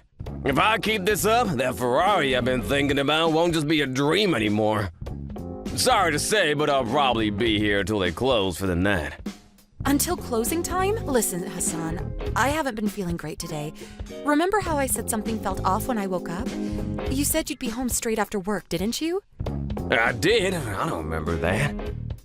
Besides, if you got the energy to be nagging at me this late hour, you can't be that ill. Stop it, Hassan. Now you're just being childish. Ugh, whatever. Do as you please. If you take much longer, I'm going to bed. I'll probably be asleep when you get home. It's cool. Get some sleep. You're feeling under the weather, right? If you got enough time on your hands to be complaining at me, you should really just get some rest instead. Wouldn't want to make yourself even more ill, would you? No. There's one last thing I need to ask you. This has really been bugging me lately. Where are you getting the money to be playing the slots every day? What do you mean, where am I getting it? From the hard-earned money earned in my own wallet, of course. Where did that question even come from? What is it with you tonight? I thought you were going to bed. Didn't you say the other day you already ran out of money this month? You said you'd even used up the extra cash I gave you to keep you going until payday, after promising you'd make it last. You lost it in one go on the slots last week, didn't you? Oh, I did? I don't remember that last week. Last week? No, nothing, nada. Are you sure you didn't just mishear me? In fact, do you actually have a hearing problem? Because you always seem to be accusing me of stuff I have no memory of. You showed me your empty wallet, Hassan. This shouldn't be happening. We both agreed I would be the one in charge of managing your personal expenses. There's no way I'm wrong on this, and I find it impossible to believe your memory is that bad, Hassan. Are you there? Ignoring me isn't going to get us anywhere, is it? Can you just explain yourself already? Where are you getting your slot money from? Oh yeah, I just remembered. I did use up the money you gave me a little earlier than usual this month. It's all about that. Huh? What about it? Well, here's the thing. I hesitated about telling you straight away because I thought you'd be angry, but at the same time, I did need more money. So I borrowed some more from my mom. Huh? From your mom? Are you joking? No, I'm 100% serious. You have no idea how relieved I was when she said yes. I don't know what I'd have done without her. Hey, I didn't tell her that I was gonna use it on the slots, though. Make sure you keep that little detail quiet, all right? Can you do that for me?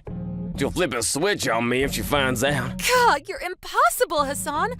I'm at my wit's end. I just don't know what to do with you anymore. Do you have no issue with lying to your own mom? Chill out, it's fine. I didn't strictly lie, I just didn't tell her. Besides, I'll pay her back if I win today. And even if I don't, I'll definitely pay her back next month when I get paid. That's not the point. Ugh, I get a headache every time we talk these days. What the hell happened to you, Hassan? You know what? Forget it. I don't even want to reply. Just get yourself home ASAP. You shouldn't be out on the slots this late, especially not when you're gambling with someone else's money. Jeez, take a chill pill, would you, babe? You do know how it's my day off tomorrow, right? What's the problem if I'm home late? This is not a negotiation. Fine, point taken. I'll be back soon. Make sure my supper's ready on the table.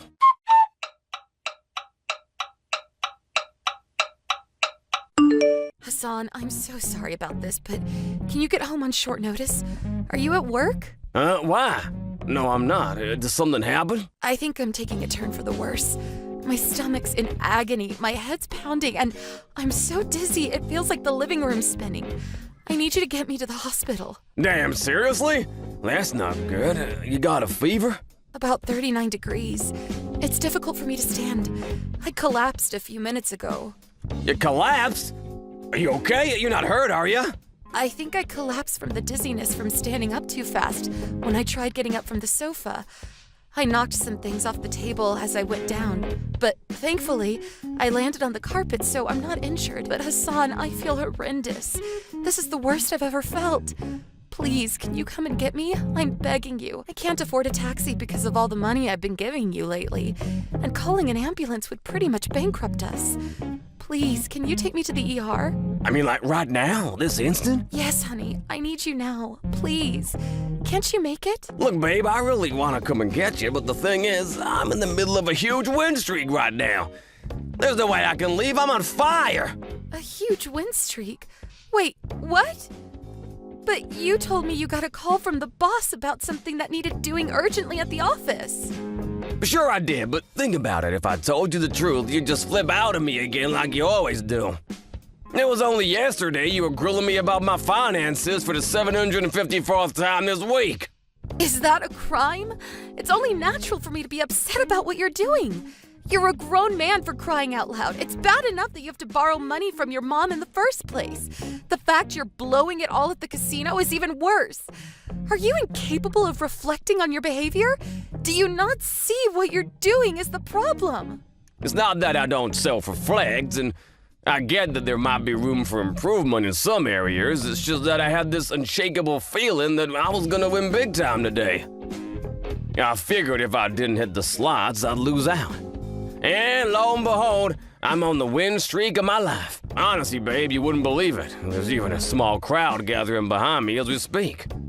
Wow, amazing. Well done. Ugh, Just forget about all this nonsense. I'm not well, Hassan. I can barely stand and I feel like I might pass out at any moment. I need you to come and take me to the hospital, please. I'm begging you. You have no idea how awful I feel. We own this, sweet pea. How many times do I gotta tell you? Are you even listening to me? I'll give you a hint. Reread my messages if you're struggling. Are you even listening to me? I don't even know if I'm gonna be conscious long enough to finish this conversation. This is no time for messing around. Messing around? I'll never be more serious about anything. I've been waiting my whole life for a win streak like this, and you have the nerve to go demanding I chauffeur you to the hospital right in the middle of it. Besides, you can get to the hospital by yourself. Just walk or hitchhike or something. I'm sure you'll figure it out. You're a grown woman. Forget once a year. This is a kind of win streak that only comes by once in a lifetime. Like hell am I about to throw it all away by walking out when the gods of luck are smiling on me. You should try being more considerate for a change. You're not the only person in the world, you know. I have a life of my own. That's enough. I've had it with you. Regardless of whatever's wrong with me right now, the stress of speaking to you is guaranteed to send me to an early grave. I can't take it anymore, Hassan. I've reached my limit. Oh, you seem mad. You're not mad with me, are you? I'm sorry, babe. So will you take me then? I'm afraid that's not gonna be possible. Well, listen, how does this sound? If I win big, I promise to take you out and treat you to a lavish meal at a 5-star restaurant. So take a chill bill. Wow.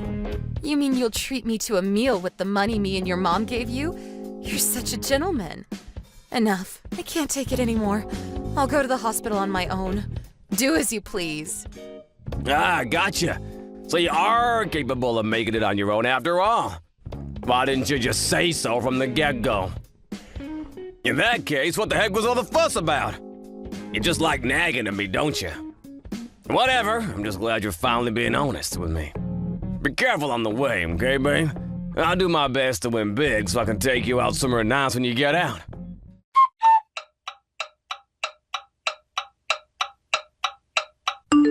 Yo, Winona, I'm home. Where are you? I can't find you in the house anywhere. Did you go somewhere? Your parents' house. My mom's place. Is there a reason for that? Wait, why would you go to my mom's? Didn't you say you were so ill you could barely stand? And whose fault do you think that is, boy? What the boy? Why are you speaking to me like that? Are you trying to say it's my fault you're ill? Who else's fault would it be? I see, so that's your attitude, is it? What a shame! And just so happens I won big time on the slots.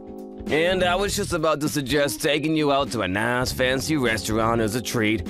But if that's how you're gonna speak to me, you're clearly not interested in going. I'll give you one more chance to start showing me the respect I deserve. You sure you want to keep this up? Respect? Don't screw around with me, boy. Is this the way you behave when your wife collapses with a fever? Instead of coming to help, you sit wasting your time and throwing away your money at the slots? Do you really think this is acceptable? Explain yourself right now. You've got some nerve to talk about acceptable when you're speaking to me like that. Stop calling me boy. I'm a grown man, damn it. Get off your high horse, Winona. Besides, it's not like I wasn't worried about you. I might have been racking up Iron Man numbers on the slots, but really, my heart was with you. That's why I'm messaging you right now. Let's face it, though. If you're well enough to be making social visits at my mom's place, you were clearly never that ill to begin with. Not only that, but you've even got enough energy to flip out at me. To be honest, you seem no different than normal. You have no idea how disappointed I am in you, boy. It's no wonder why Winona has reached her wit's end with you. Oh, what did you just say? This is Winona I'm speaking to, right? Your wife said she ran out of patience for you. I want to make it clear that she has my full support in her decision. This is making like zero sense to me right now. My head hurts. Is this Winona? What is this? Some kind of game? Some kind of prank? A joke? Stop messing me around, woman. This isn't funny. Riona's asleep right now. She's tossing and turning in a sweaty delirium with a fever so high it could nearly heat up my house through the winter. She looked ready to collapse at any moment when she got here. Wait, Mom? Aha! You did say Winona was at yours and Dad's house, didn't you? I think I understand what's going on now. Exactly. I kept up the act because I wanted to see how you'd respond. When I saw you messaged her, I was praying you did it because you were concerned for her well-being. As your mother, I desperately clung to the hope that you had even a shred of goodness or decency somewhere inside you.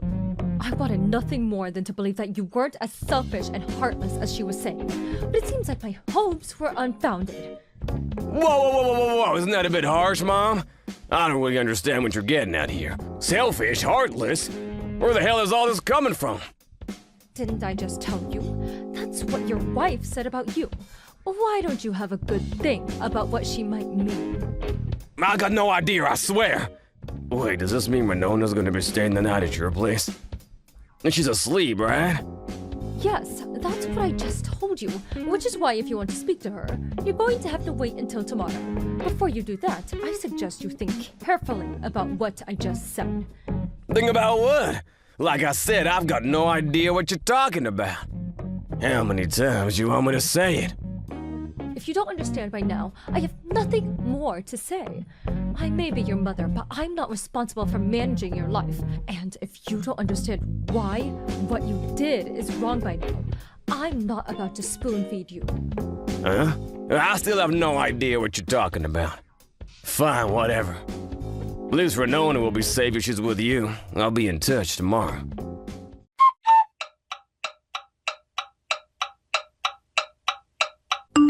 Hey, Winona. How you feeling, babe? Has the fever gone down at all? I feel a lot better thanks to your mom. I'm surprised. You actually remembered to message me. Of course I did. You're my wife, you know. Plus, my mom told me you were asleep last night and that I should message you today. So I did exactly what she said, and here we are. But now what? I still don't know exactly what I'm supposed to say. Didn't your mom make it clear to you yesterday? Oh, that? Yes, that. You told me you said I was selfish and heartless and that I should think about why that might be. Bingo! So did you think about it? To be honest, I don't understand at all. I didn't even bother thinking about it. I see. I knew it. This is completely hopeless. What is? Stop being so cryptic and just tell me already. She was saying all sorts of horrible things to me. But it was all so vague and ambiguous that I couldn't for the life of me figure out what she actually meant. Why do we have to play these games? Why can't you just freaking tell me already? I read through the chat logs, and on the contrary, I don't think she was saying anything particularly difficult to understand. I'm sure you'd understand in a heartbeat if you thought for even 1 second about how you've been behaving lately. How I've been behaving lately? I'm like, how?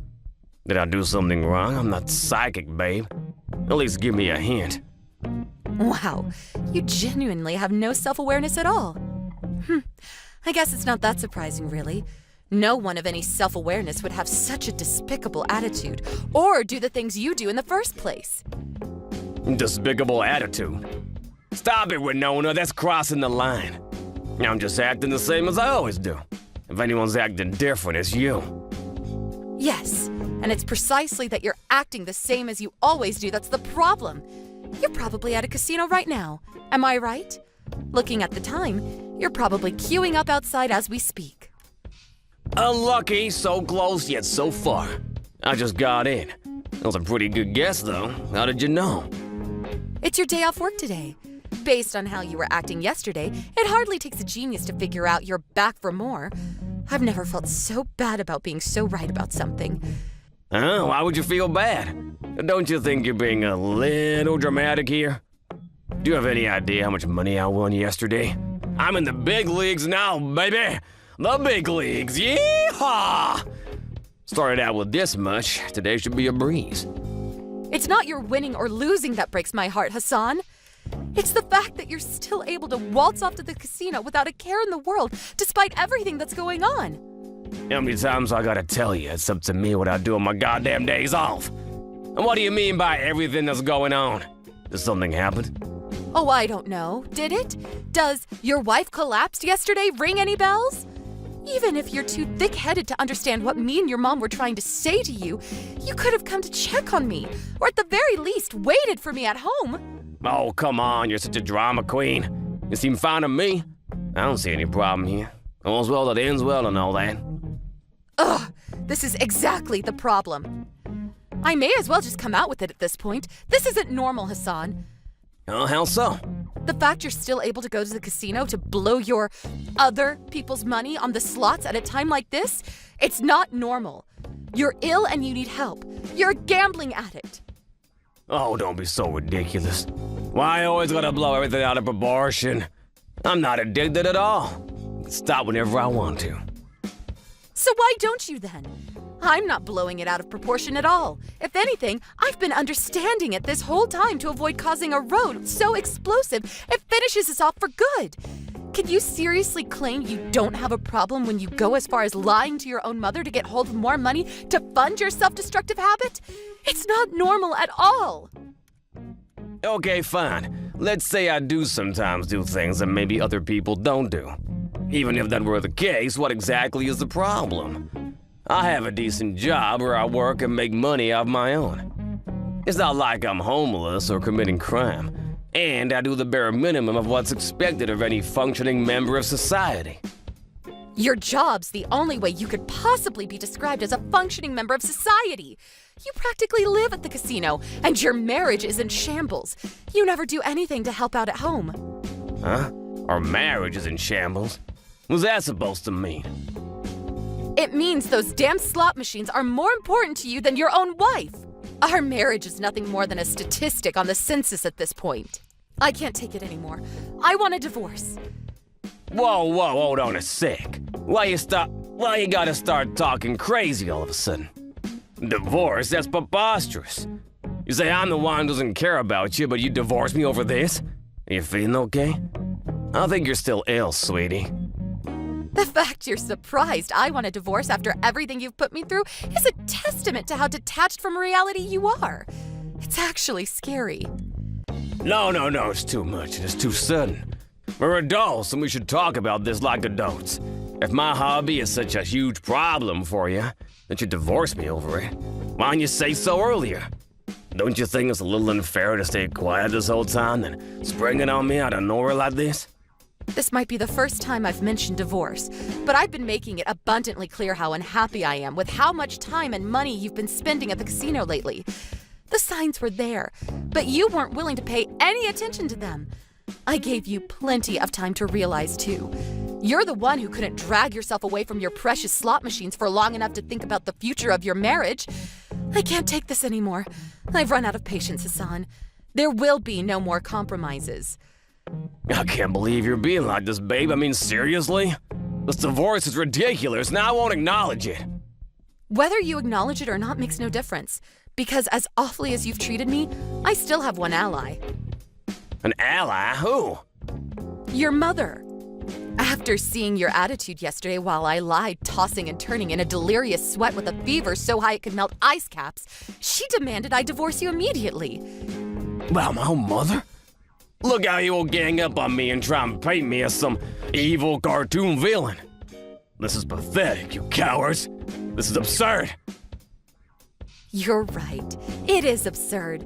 But the only one responsible for creating this absurd situation is you. You know what? I'm done fighting it. I'm beat. I'm not capable of providing you the help you need. You need to see a professional. Nona, please! Won't you just rethink the divorce?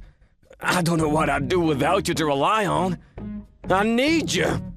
I'm not the one you should be relying on. You don't need me. You need a doctor. You're even sicker than I am.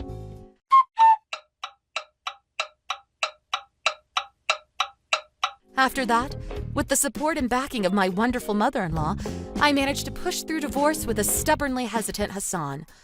On top of demanding a hefty sum of compensation for the emotional distress he put me through, we also saw to it that he paid back his mom the money she'd lent him to gamble with.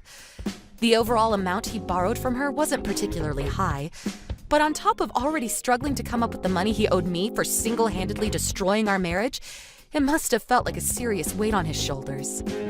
Hassan's mom understood that despite her son's abhorrent behavior, He was in the wraps of a crippling addiction and felt he deserved support and compassion, which is why after the divorce, she allowed him to move in with her.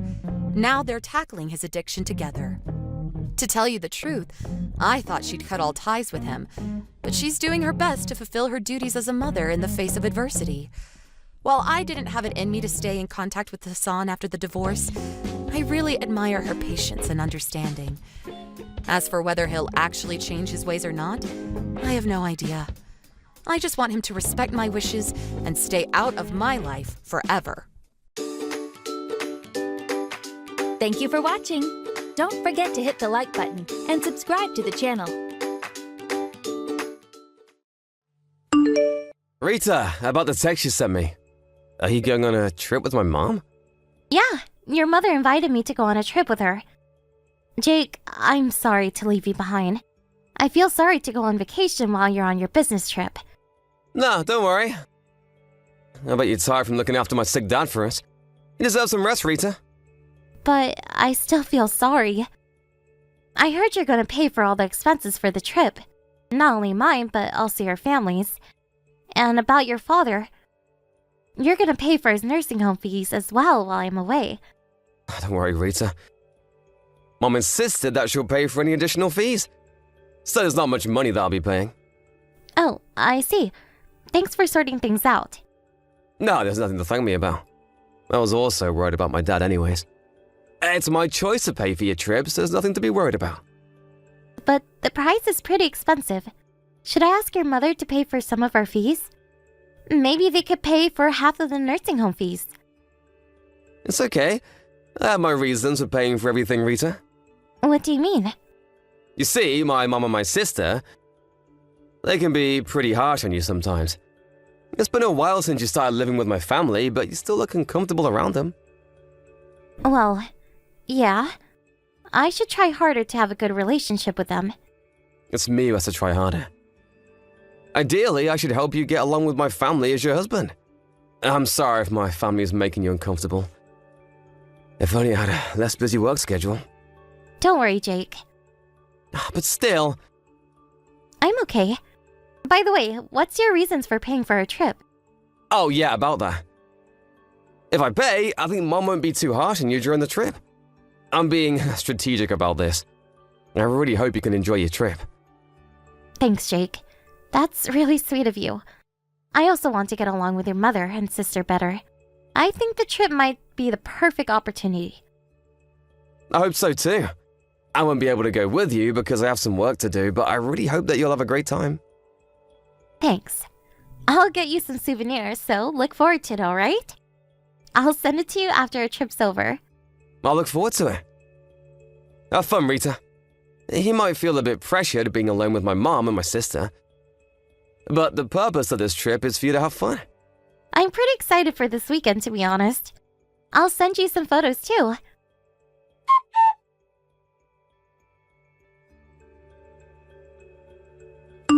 Hello, Mom. It's been a while since you last shopping with Selena. When are you coming home? Rita, what are you talking about? We're not going home. But we're leaving for a trip tomorrow. I thought we would be off after taking Dad to the nursing home. Do you remember? Oh, about that. There's nothing to worry about. My daughter and I already arrived at our hotel. Huh? Oh, what do you mean? I told you that we're leaving tomorrow. But we actually plan to leave today. Huh? I'm sorry, I didn't know that. I'll be on my way as soon as possible. There's no need. You're staying at home, Rita.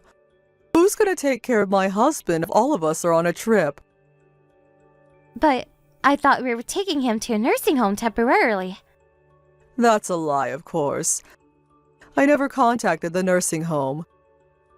They won't come to pick him up tomorrow. Why did you do this to me? I thought you invited me to join you on the trip. I changed my mind. If you come with us, I won't be able to have fun. I'll be stressed out. I want to enjoy this trip with my real daughter. Was this your plan all along? I told you I changed my mind. Just take care of my husband while we're away, okay? Oh, and we'll be sure to get some souvenirs for Jake, so there's nothing to worry about. I'll take care of your husband while you're on your trip? What a nice daughter-in-law. You're a wise lady to listen what your mother-in-law says. You used to be a stranger to us. You should be thankful that we welcome you into our family. Thank you. And I have something to tell you. It's hard to tell you this, but could you please pay me back my money? I'm not in a hurry, so I would appreciate it if you can pay me when you come back from your trip. Money? What money? The money I paid for the trip and the nursing home fees. I'm not going on the trip anymore, and I don't think you need the nursing home fees if I'm staying behind to look after him. I think I paid you the other day. Oh, that money. Thanks to you, we were able to have a nice dinner. Thanks, Rita. No, you have to pay me back. The money wasn't for you. I'll never pay you back. Even if you don't want to, you have to pay me back. I paid you quite a lot of money. Rita, are you complaining to me? I'm not complaining. I paid you beforehand because I thought I was also going on the trip. I'm not going to be joining you two on the trip, so I think you should pay me back. How can you demand that, Rita? We agreed to live together for you. We welcomed a stranger to join our family when we were also busy taking care of my ill husband. Think of the money as a payment of appreciation. I don't think I was ever welcome in this family. I'm also in charge of doing everything around the house. I'm the only one doing housework and taking care of your husband. You're the daughter-in-law, Rita. You are not my real daughter. You should be feeling thankful. Okay, I get it. Let me tell you one last thing. Don't you ever tell Jake about this. He's on a business trip, right? We're the only ones at home. We can punish you as much as you want. There's no one to help you. Yes, I understand. Just look after my husband at home, okay? Make yourself useful as a daughter-in-law. If you want to maintain a good relationship with us, just be a good girl, Rita.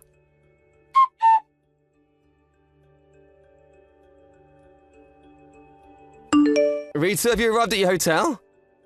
How's the spa? Is Mom having fun? And are you having fun? I haven't been to the spa yet, but I think your mother is having fun. Oh, you haven't been to the spa yet?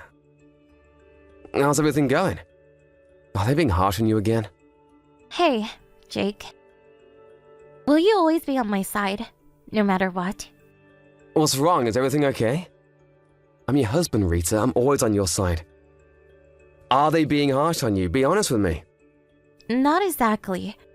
They left me at home because I'm the daughter-in-law. They also used up all the money I paid to them for the trip. Huh? They left you behind? And did you just tell me that they used up all your money? They never planned to take me with them. She told me that I should stay at home and take care of your father. That doesn't make sense. Did Mom tell you this? Yeah, I have the conversation saved in my messages. I asked her to pay me back the money. But she told me to consider as payment of appreciation because they welcomed me who used to be a stranger. Did she tell you that you're a stranger? Is this because we live with them? Yeah. She also made sure that I won't tell you about this. I'm really sorry, Rita. I can't believe they did this to you. How can they even ask you to make it a secret from me? Well, they've always been pretty harsh on me. I wanted to discuss something regarding this incident with you. Yeah, they've definitely been harsh on you since we got married. And what do you want to discuss with me? I want to move out. I know it's going to be hard for you, but after this incident, I don't think I can bear it any longer. I'm sorry, I'm being selfish. I'm the one who should apologize. I'm really sorry that you had to endure all this. Being busy with work was no excuse. I should have taken better care of you because you're my beloved wife. No, Jake. You've been trying your best too. Thanks, Rita. Let's move out. It's your choice. Thanks. But what should we do about your father? He's been really ill recently. I don't think he's fully conscious. To be honest, I'm worried to ask your mother and your sister to take care of your father. We'll figure something out, don't worry. I'll get home as soon as possible. So, can I ask you to look after him till I get home? Yep, no problem. Thanks. I bet you're really tired, Rita. Thanks for taking care of him.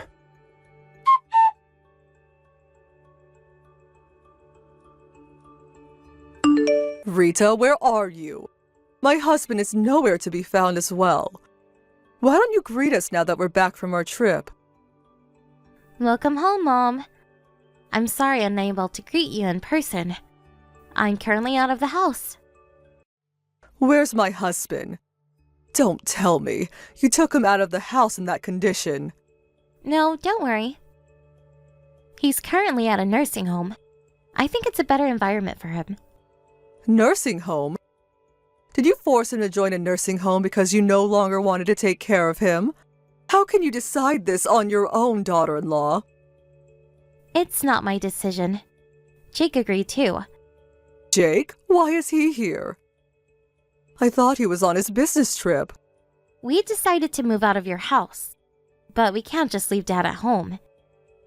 He temporarily joined a nursing home as a trial. Wait a minute, you moved out? Don't tell me you told Jake everything. Yes, I told him everything. Can't just move out without telling him the reason. Don't be ridiculous. Didn't I tell you, Rita? I told you that I will never forgive you if you told Jake about our conversation. Don't you remember? Yes, I remember you threatening me. I never threatened you. I was just talking to you as your mother-in-law. I thought you knew the consequences of telling Jake, but you still chose to tell him. You'll have to face the consequences. I don't care. Be careful with your language. You're talking to your mother-in-law. Be more respectful. I'm being respectful enough. I'm gonna be honest with you, but threats only work when you're in disadvantage. And in this case, I wasn't in a disadvantage. What do you mean? I knew Jake would be on my side. He is always on my side no matter what. You're the one who's in a disadvantage. Can you stop us from moving out? Do you have the power to do that? You naughty little kid. Can you respect your mother-in-law? I've always been respectful, Mom. I tried to be the ideal wife you all wanted me to be. Then be the ideal daughter-in-law. Just obey my orders. After what happened, I made my decision. I can't bear to live with you any longer. Jake feels the same. Stop being selfish. What are you going to do about my husband? Jake was also worried about his father. We decided to live with you in the first place because we were worried about him. Jake loves his father. I don't think he can ever move out. Are you lying to me about you two moving out? Didn't I tell you this already? Your husband is currently at a nursing home. So what? We're just trying things out, so we don't know how it'll turn out. But if he likes his new home, he'll move in there. Are you trying to kick him out of our house? I will never allow you to make this decision by yourself. I didn't make this decision by myself. Your husband also supported us about moving out. He said he'll move into a nursing home and pay for the fees using his own savings. My husband said that? He stays in bed most of the time. He never seems fully conscious even when he's awake. How is he capable to talk like this? You've never really taken care of him. I was always taking care of him alone. So I guess you don't know what he's capable of doing. He can be fully conscious sometimes. He's perfectly capable to communicate with us when he's conscious. Even if that was true, why would he want to move into a nursing home? We're living with him. We can take care of him after you move out. Why would he want to use all of his savings for this? I guess he doesn't trust his wife nor daughter. He told me about his honest feelings. He was scared to make you and your daughter take care of him. How can he say that? I'm his wife. That doesn't matter. If he cannot trust you, you're no different than a stranger. He's worried to make a stranger, who he can't trust, look after him. I can't believe it. How much does it cost for him to join a nursing home? My daughter doesn't have a job. I'm not exactly sure yet, but I think he'll be pretty expensive. You're asking the professionals to take care of him. I can't pay for that. We've been living on my husband's money. I need his money to make a living. Then how about you find a job? I bet you got plenty of rest, making me do everything around the house after I marry Jake. I'm not sure if you have the skill to get a job, but both of you definitely have enough energy to work. Good luck in earning your own money for the very first time.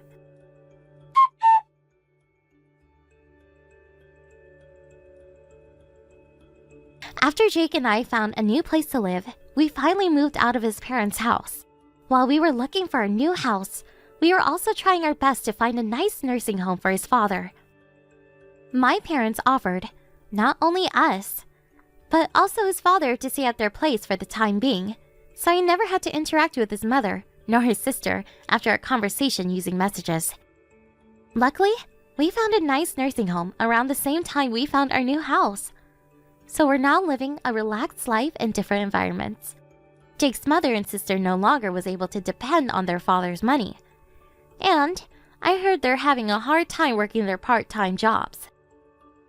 I demanded them to pay back the money I gave them for the trip, so I guess they'll have to work even harder. They've been on a very long vacation, so I hope they try their best to earn a living by themselves from now on. Thank you for watching. Don't forget to hit the like button and subscribe to the channel. Babies are so cute. They are adorable and innocent. Oh, look at those chubby cheeks. I can poke them all day. It doesn't matter if the baby's mine or not. All babies are adorable. Mom, I thought you were visiting your friend. Was her name Mary? Did she have a baby or something? Why are you suddenly talking about babies and how cute they are?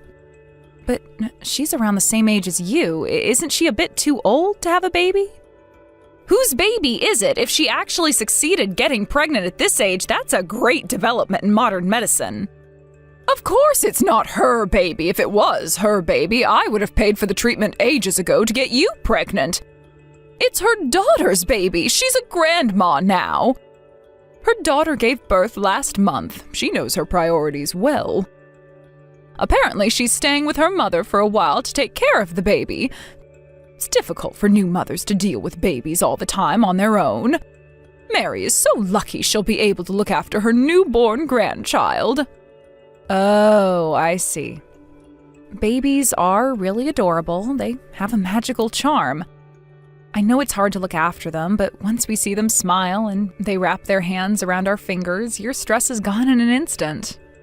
That's what my friend says. I go visit her once in a while, but it's so nice to interact with babies.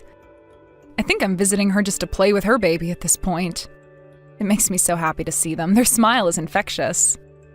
I agree. It's really a blessing to have a baby. It's been a few decades since I gave birth to my son. Has it been nearly 30 years? Oh my, time flies so fast. I had so much fun playing with Mary's grandchild today. I rarely get to interact with babies at my age. I really don't have the opportunity. I wonder why Mary already has a grandchild while I still have none. Yeah, we don't get to interact with young kids unless we're a teacher or something. But I guess that's normal. Normal? Not at my age and when my son is already married.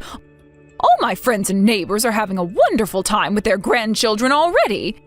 It's obvious whose fault this is. How about you take a look around the neighborhood, dear? I bet all your friends have had at least one baby by now. Don't pretend like it's not your fault at all. I'm sorry, but I think it's my choice. And didn't you say it's a blessing to have a child? It's not like we can have a baby anytime. We have to wait for the right time. We're taking our time. It's already been 3 years since you got married with Tim. I think I've waited long enough. Mary's daughter was pregnant as soon as she got married to her husband. Are you telling me you've never had your right time in the past 3 years? That's very, very unfortunate.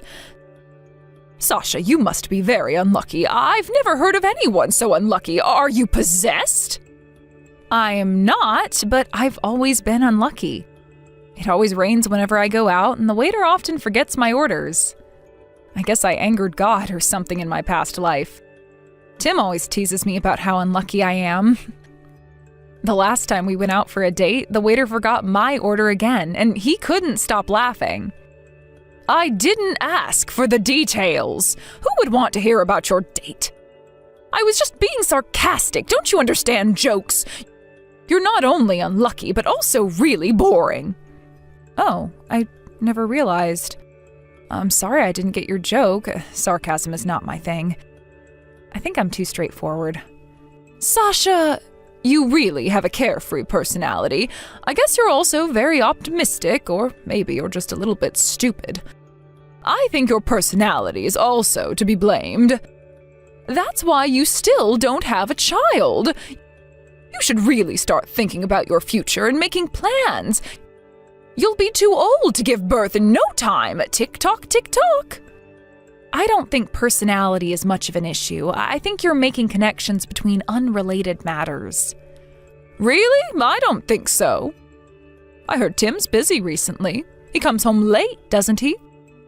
What if he's not busy and was just lying to you?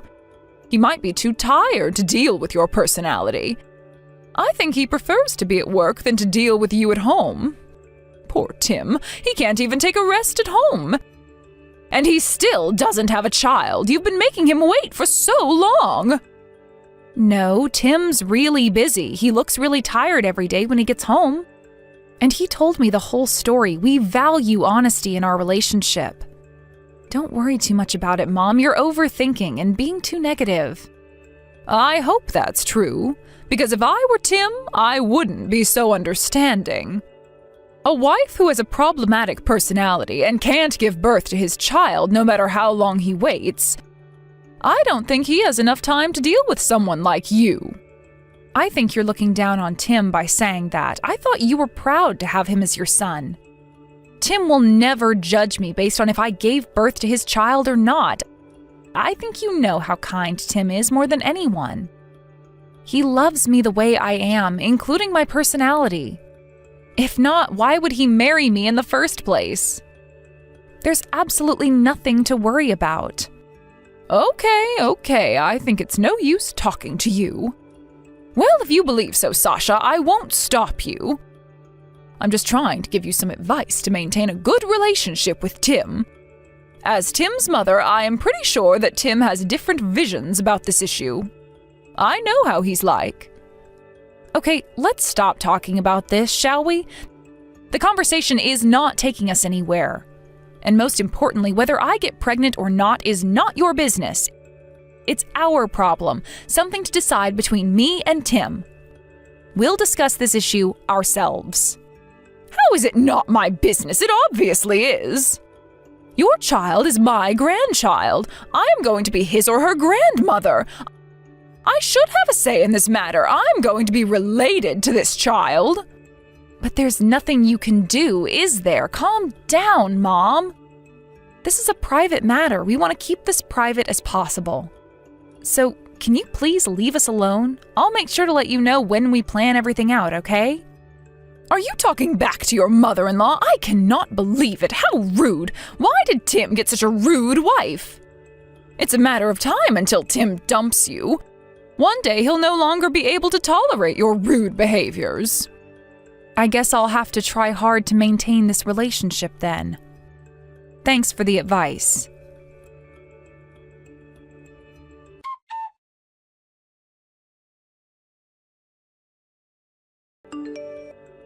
Sasha, hello, are you there?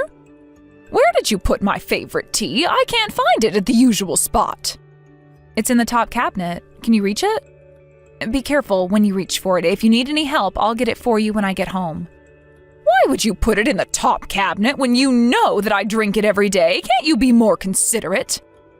And why are you not home, Sasha? Have you done all the housework? It's your duty as the in-law to cook, clean, and serve us nice tea whenever we ask you to.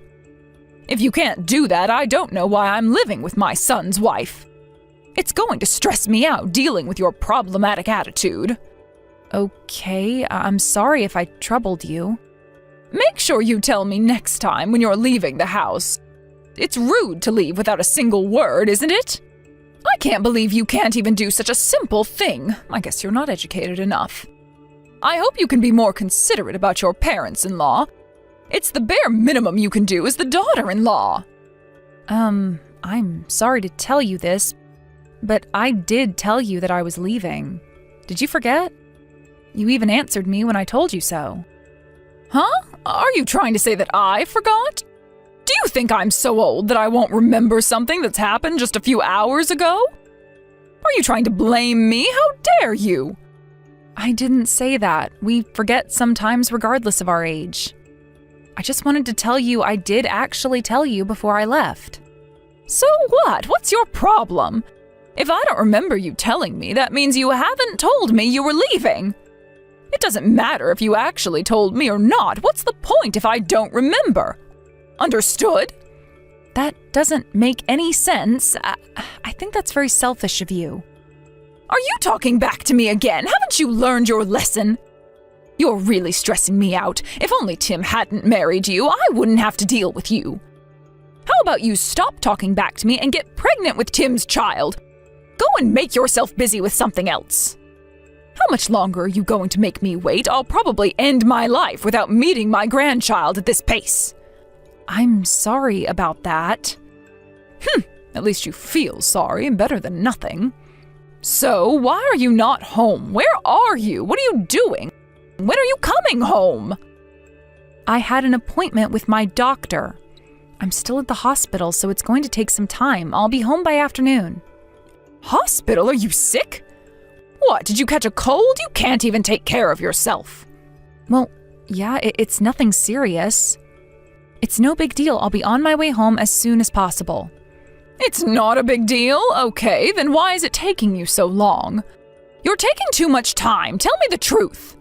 I know you're lying about your visit to the doctor. How come a single checkup is taking several hours? I'm not lying. I'm visiting a hospital that's far away from home. It's also my first visit, so it's taking more time than usual.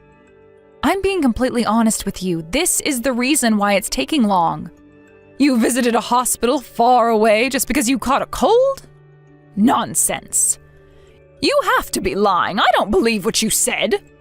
I'm telling you, it's the truth. I'm being honest. Okay, whatever. The only thing you're expected to do is housework, yet you're still going out to play, abandoning your responsibilities. You don't even have a child to look after. At least do some housework, Sasha. I'm really disappointed in you. I honestly don't understand why Tim married you. You're the worst wife ever. I am so embarrassed to have a daughter-in-law like you. I am really at the hospital. I'm not lying. If you can't believe me, feel free to ask Tim. He knows that I'm not lying. He should be able to prove it to you, but I do hope you can believe my words, Mom. Tim's a nice boy. He'll always be on your side and lie for you. He's too kind to reveal the truth about his wife playing around. How horrible can you be, Sasha? You're trying to make your husband lie for you. Aren't you embarrassed to do something so horrible? Don't you feel bad for your husband? How many times do I have to tell you I am being honest? Am I not trustworthy? Why aren't you believing my words? You haven't been able to fulfill your role as my son's wife if you can't give birth to his baby. You're the kind of wife all parents despise. How can I trust someone like you, Sasha? You're not enough to be my son's wife. How about you finally accept how worthless you are as Tim's wife and my daughter-in-law? I think you're being too harsh on me. I'm human too. It hurts when I hear you say things like that. Oh, I'm sorry. I have to leave. My doctor called. See you later. Okay, as if I believe that. I can't believe you're still trying to pretend you're at the hospital. You should thank me for being such an understanding mother-in-law. Not a single word of thanks? How rude. Thank you, Mom. I'll be home by noon. If there's anything, you can text me anytime, but I might not be able to get back to you while I'm having my appointment. Lunch is in the fridge, you can warm it up when you get hungry. See you later.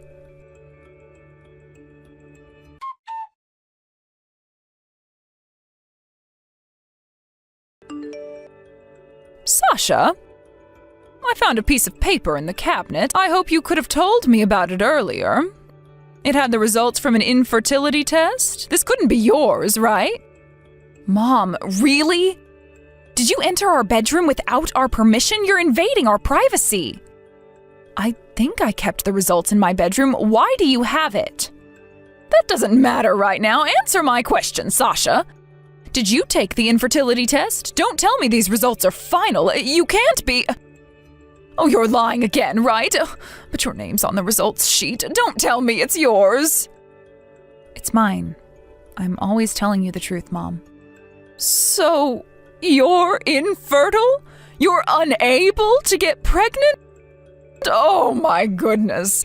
Oh, this can't be happening to me.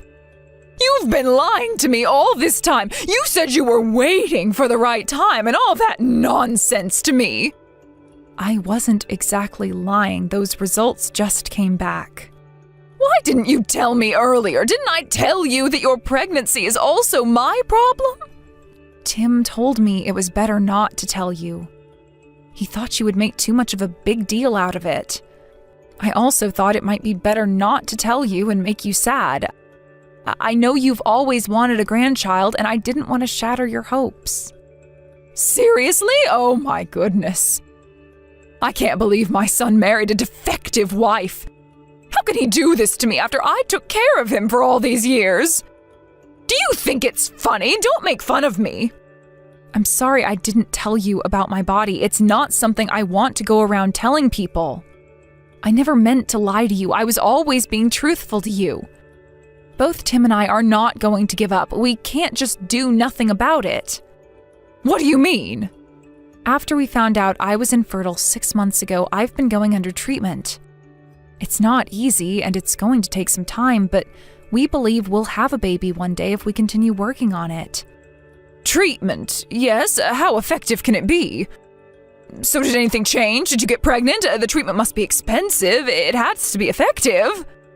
Well, I'm still not at the stage where I can be pregnant. It takes time.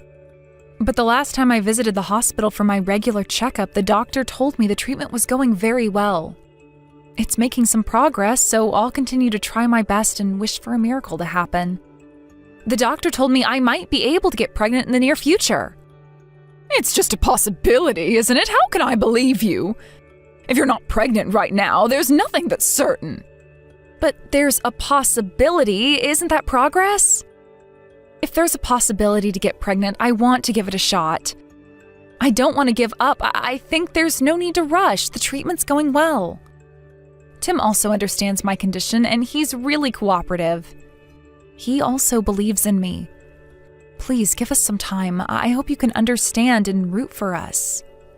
Give you some time? How long do you think I've been waiting?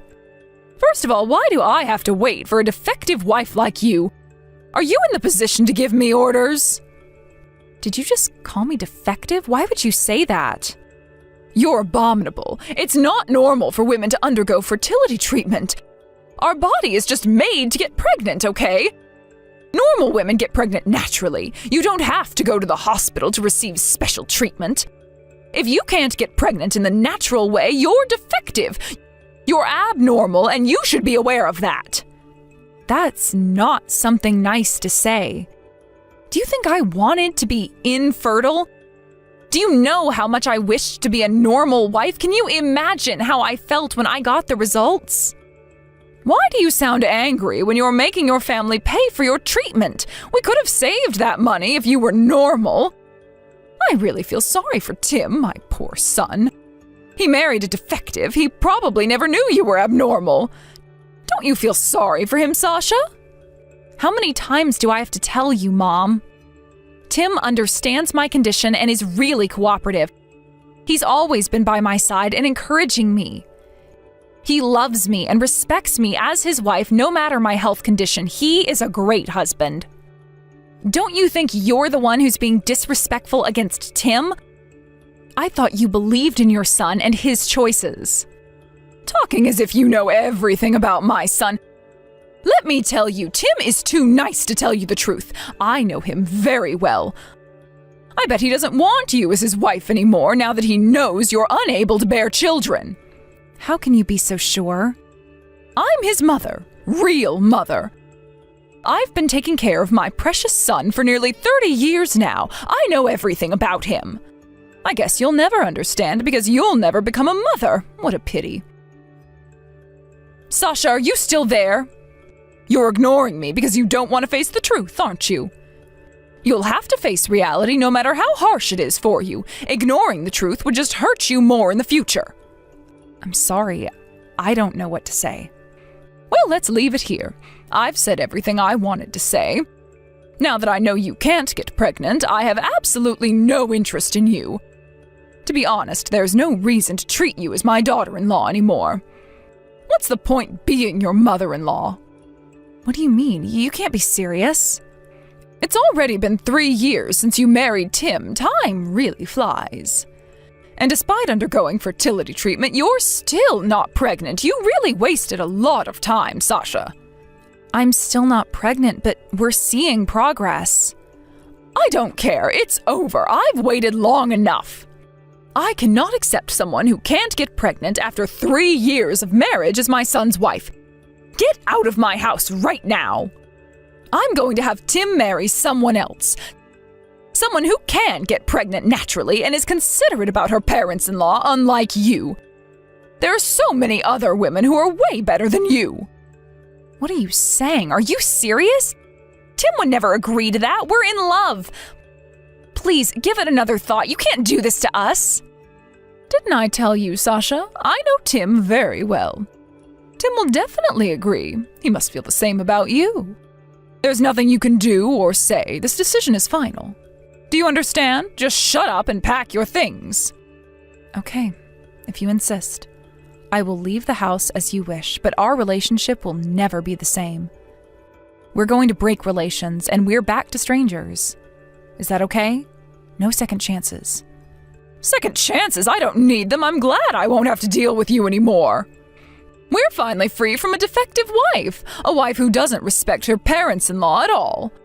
Our life would be so much better off without you. I bet Tim would thank me for making you leave our house. Sasha, you're a burden to our family. No one loves you. Did you know that? Hopefully that's true, Mom. You may be living in a delusion. Well, I guess I'll head back to my parents' house. Goodbye. If there's anything, contact me through text as usual. I'll reply if it's something important. Oh, I'll never contact you again. Why would I need to do that after I break relations with you? Goodbye, Sasha.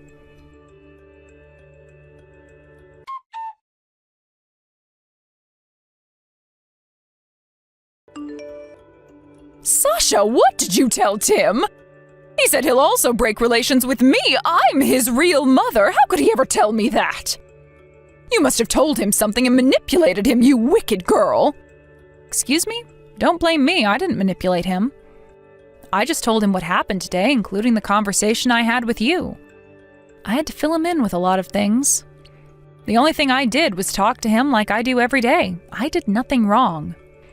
That cannot be true. You're lying again. What have you done? If it was really just that, he'll never break relations with me. We've always had a great relationship as son and mother. I know you said horrible things about me and manipulated him into breaking relations with me. How dare you? I am being completely honest. I never lied or manipulated him. But I do understand the reason why he decided to break relations with you. I think it's pretty clear why. What do you mean? What are you two hiding from me?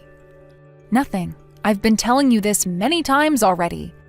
But it's not important whether I'm able to get pregnant or not. We got married because we're in love. My infertility won't change our love towards each other. Are you trying to tell me that he still loves you even if you're infertile? Sasha, you're being delusional. Don't you understand that Tim was just being kind to you so that he won't hurt your feelings? My son has a very kind heart. Do you think he still loves you? Of course not. Why are you so confident? How can you be so sure that you know everything about Tim? It's because I'm his mother, Sasha. How many times have I been telling you this? I know everything about Tim. How many years do you think I've spent with him? That's how mothers are. I know you have no idea what it's like to be a mother. You have to accept it. That's just how it is. I guess it's really hard for you to understand as a defective wife. You're not a proper wife, nor a mother. Yes, I've never given birth like you, and I have no idea what it's like to be a mother. It's all new to me. Like you said, I'm a bit different from what you call a normal wife, but I've been trying to be the best wife for Tim. I am confident that I know Tim better than you. We love each other and share the same values. I'm his wife, and I know him the best. You can't tell me otherwise. Really? You think you know him better than me, his real mother? I've known him for nearly 30 years. Are you looking down on me? Where's your proof? Why can't you be so sure? You're just making assumptions about him. Nothing is certain. You believe Tim has the same ideas as you because he's your son. He's been a different person living a different life. He won't always have the same ideas as you. You're being delusional and trying to believe you know everything about him just because you're his mother. That's why Tim broke relations with you. Turns out you were the one who wasn't facing the harsh reality. Huh? How am I making assumptions? I'm just stating the facts. First of all, Tim isn't desperate about having a baby. Although he hopes to be a father one day, it doesn't have to be now. He says he'll be more than happy if I successfully get pregnant, but he's not in a rush. He prioritizes my health more than anything. He's willing to wait until I get pregnant. Huh? What are you saying? That can't be true. To be honest, it was my ego to try fertility treatment. He never pressured me or anything.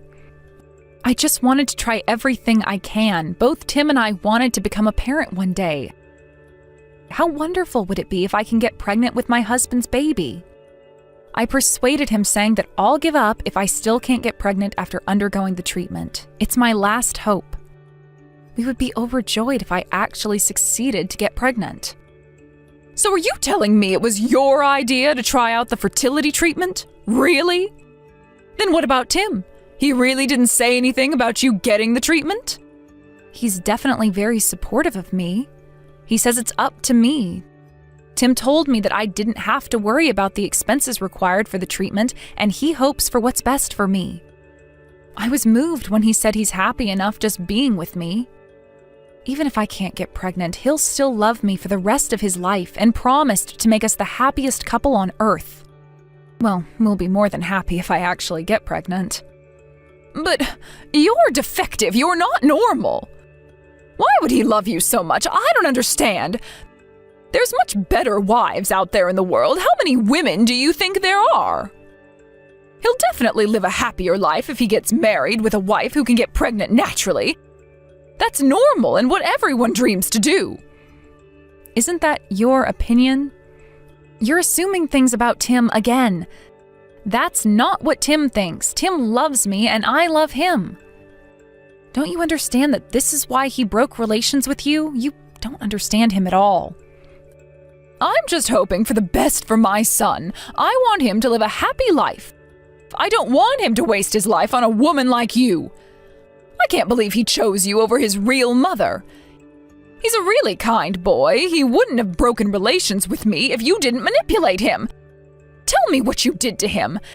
How did you manipulate him, you wicked girl? I just told him what you said to me. The only thing I shared with him is the conversation we had. We want our own child. He wants my child who I gave birth to. He doesn't want a child with someone else. He loves me and he wants my child. You don't seem to understand that and said very rude and hurtful things to me. I was shocked when you told me to leave the house. It's natural for Tim to want to break relations with you. You were horrible to me just because I was unable to bear a child. How dare you say that? There's nothing natural about him breaking relations with me. He is my real son. I've been taking care of him for all these years. I love him and have cherished him for all my life. How come you come along so suddenly and take him away from me? How can a defective wife ever steal my son from me? I'll never forgive you, Sasha. I won't accept this. You are indeed Tim's real mother, and I know you've taken great care of him as your beloved son.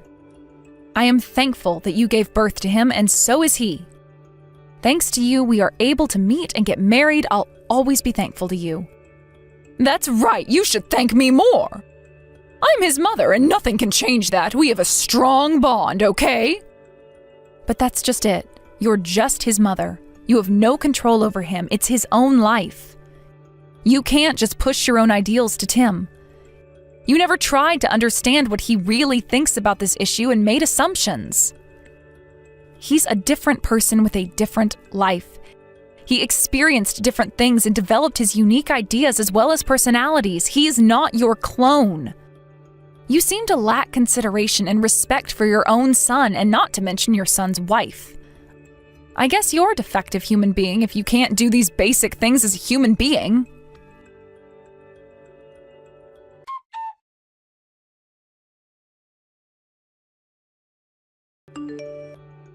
My husband was furious about how horribly his mother treated me. He decided to break relations with her without a second thought and moved in with me at my parents' house. His mother was shocked that her beloved son actually broke relations with her. She now lives alone at her house where we used to live with her. She'll have to suffer from the loneliness for the rest of her life. After a few months passed since we broke relations with her, I was successfully able to get pregnant. I'm guessing a miracle happened now that I'm free from stress caused by his mother. A year after a stable pregnancy, I gave birth to our daughter. Both of us are now out of the hospital and healthy as ever. We left our parents' house shortly after, and we live in a brand new house with just the 3 of us now. Just to be nice, my husband informed his mother about me successfully giving birth. She hasn't seen her grandchild, and I'm pretty sure she'll never be able to. If she had been more understanding about my infertility and supportive of my treatment, we still might have been living with her at her house. We might have had a very different outcome if she was more accepting. She failed to achieve her dreams of taking care of her grandchild because of herself. Isn't that very ironic?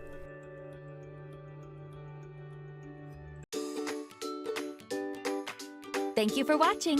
Don't forget to hit the like button and subscribe to the channel. Seth, I've been told today that I'll be able to get out of the hospital. They say that I'll be able to come back home in another 3 days. I see. On that day, I'll take the day off of work and come there to get you. You don't have to do that for me. They're going to call a taxi that allows wheelchairs to take me home in. Cammy, I'm so sorry. I'll do my best to support you in any way I can to help you get back on your feet, literally. You don't have to blame yourself too much over this. It was also my fault for dozing off while we were walking along. You being alert wouldn't have made any difference. It's all my fault for crossing that bridge behind you while looking at my phone the whole time. Because of that, I ran into your back at the stairs down the bridge and you tumbled all the way to the bottom. And because of that, you're in a wheelchair now. They never said anything about me never being able to walk again, though. The doctor said that as long as I continue my rehabilitation, there's a good chance that I'll be able to walk again. Well, that's just a possibility, right? Don't say that like it'll never happen, okay? I'm going to put my best foot forward to make sure that I can stand on both of my feet again. I'm sorry. And the other thing is it's lucky that this was all with you. If it was some random stranger that had done this to me, my mental state would be so much worse. I don't think so. Look, your legs are... Well, if you're going to be so upset by what's happened, then why don't you promise me to never do something like that again? The next time you do something like this to me, I won't be so kind to you. Of course. I'll never even look at my phone anymore while I'm walking. I'm so very sorry, Cammy. If you're understanding of my feelings, then we can stop talking about all of this and move on from it. Stop with all your pouting right now, and go back to being the cheerful man that I came to love. You are so strong, Cammy. Are you really not that upset with me right now? Well, you're my husband, Seth. Is there any point to me being upset with you now, after all that happened is in the past. But for a while now, you're not going to be able to walk. Whether I held anything against you or was angry with you, those emotions would never help me get my legs back. So that's why I'm going to let the past go and move forward to a life where I fight my hardest to get better. I'm going to keep moving forward, and so should you. And that's very true, but... So now we're going back to this? I'm sorry. Hey, on the day I get out of the hospital, you really do not have to take the day off work. So you can come see me when you're out and we can celebrate. We can call it a celebration of me being released from this cold hospital room. Alright. Then on my way home from work, I'll get us a huge cake. What do you want to do for dinner that night? I wonder if I'll be able to cook as well now that I'm in a wheelchair. I think for a little bit I won't be able to make much at home.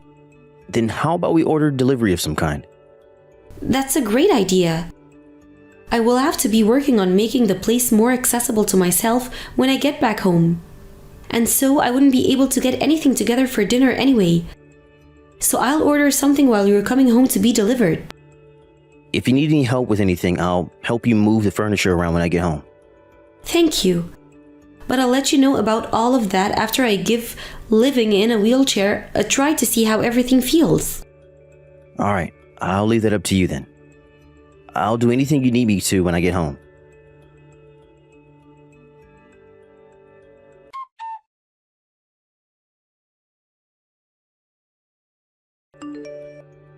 Seth, can you make sure to buy some vinegar on your way home from work today? Why do I have to? It's been raining all day, so I haven't been able to get out since it's hard to move in a wheelchair in the rain. Well, if you had bought yourself a poncho before, you would wear that and go. All you do is sit around at home every day now, so you have all day to go out and shop while I don't. I'm just asking you to buy me some vinegar. There are stores all along your drive home that you can stop at and grab some. Then I don't need any dinner from you tonight. I'll eat something on the way home. Huh? Why would you do that instead of just stopping at a store for 2 seconds? You ran out of vinegar. And you never bought yourself a rain poncho, so this is on you. I mean, I guess you could blame me for that. But saying that you'll eat out tonight because you don't want to buy a single bottle of vinegar is a bit strange. That's not the only reason for me staying out to eat. Coming back home to you always getting in my way is such a pain. Getting in your way? I don't think it's okay to say that about me. Your stinking wheelchair is huge and blocks everything. I feel that being at home with you around is starting to raise my blood pressure. I can't do anything about that though. I wouldn't be able to go anywhere without the wheelchair. Who was the one that said that they'd put their best foot forward to be able to walk again? And when you said there was a chance of walking again, was that a lie? Don't say that to me. I said there's a chance that I will be able to walk again as long as I keep going to rehab. That wasn't me saying that I will walk anytime soon. And I'm still going to rehab every day almost, and I have no plans of giving up anytime soon. You are so full of it. You have everything handed to you because you're disabled and the victim. And anytime you want to go somewhere with me, I have to push you around, and at home I'm always forced to care for you. I'm putting in so much work and it's all for nothing. You're saying that helping me is supposed to have merits or something? Do you not remember that me having to live in this wheelchair is because of you? And we promised to never bring that up again, right? Sorry. But with everything you're saying to me right now, it's making me really sad. At first you were saying you'd always be around to support me. But now, you've slowly been getting colder and more distant from me. And while you've been distancing yourself, I've still been putting in 110%. Don't tell me that you've been putting in that much effort. I don't see any results from whatever efforts you speak of. I have to sacrifice my life to take care of a defective woman now. So I think you better try harder to make some of this up to me. Defective woman? You've been thinking of me like that? Well, you can't walk now, can you? And when I'm not around, you can't do anything. And when it rains, you can't even get out of the house. Even if you were still normal like the rest of us, then you'd be able to handle yourself. I never wanted to hear that from you. What? Are you going to start blaming me some more? I've done my best to stay quiet and never mention anything about wanting a divorce, all while taking care of you. You want to get a divorce? Of course I want to. But both of your parents and my parents would tear me a new one if I were to mention anything like that to them. So I have to be responsible for everything now. But not if I'm going to keep being blamed for every little thing. So you've been saying around me so that I wouldn't get angry with you? I'm tired of this. Talking to you is awful. You'd be the one getting screwed the most, so why don't you just shut up and let me be for now? Seth, don't you think you should come home right after work so that you and I can talk about all of this more? But it's a freaking pain having to talk to you. I'm going to do what I have to, okay? So stop trying to talk to me about anything, because I do not have the patience for it. But if you can't keep yourself quiet and keep coming at me with all your complaints, then I'm going to leave you for good. I know you're the victim, so you can just shut up about it already.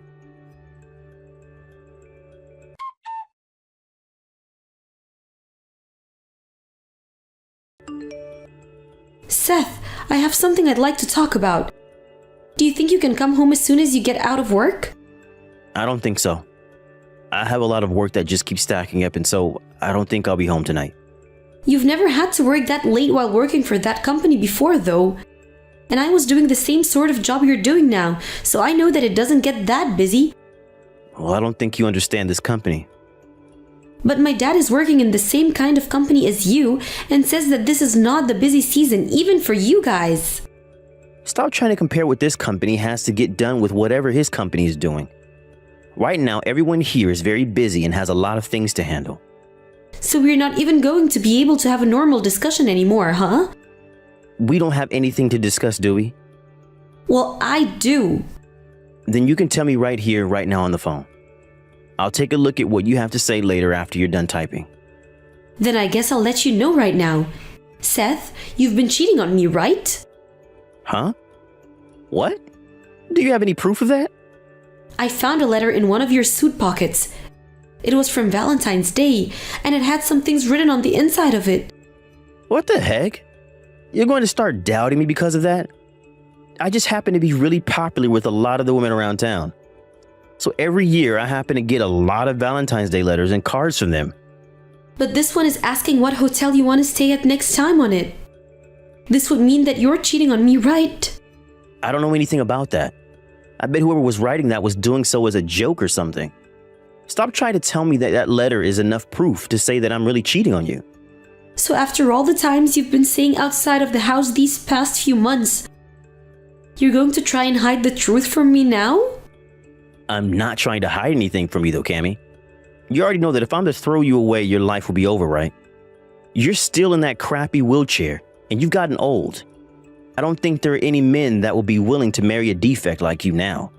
So even if you were to find out that I've been cheating on you, you wouldn't be able to divorce me. And that's why I'm saying you don't have to try hiding that from me anymore.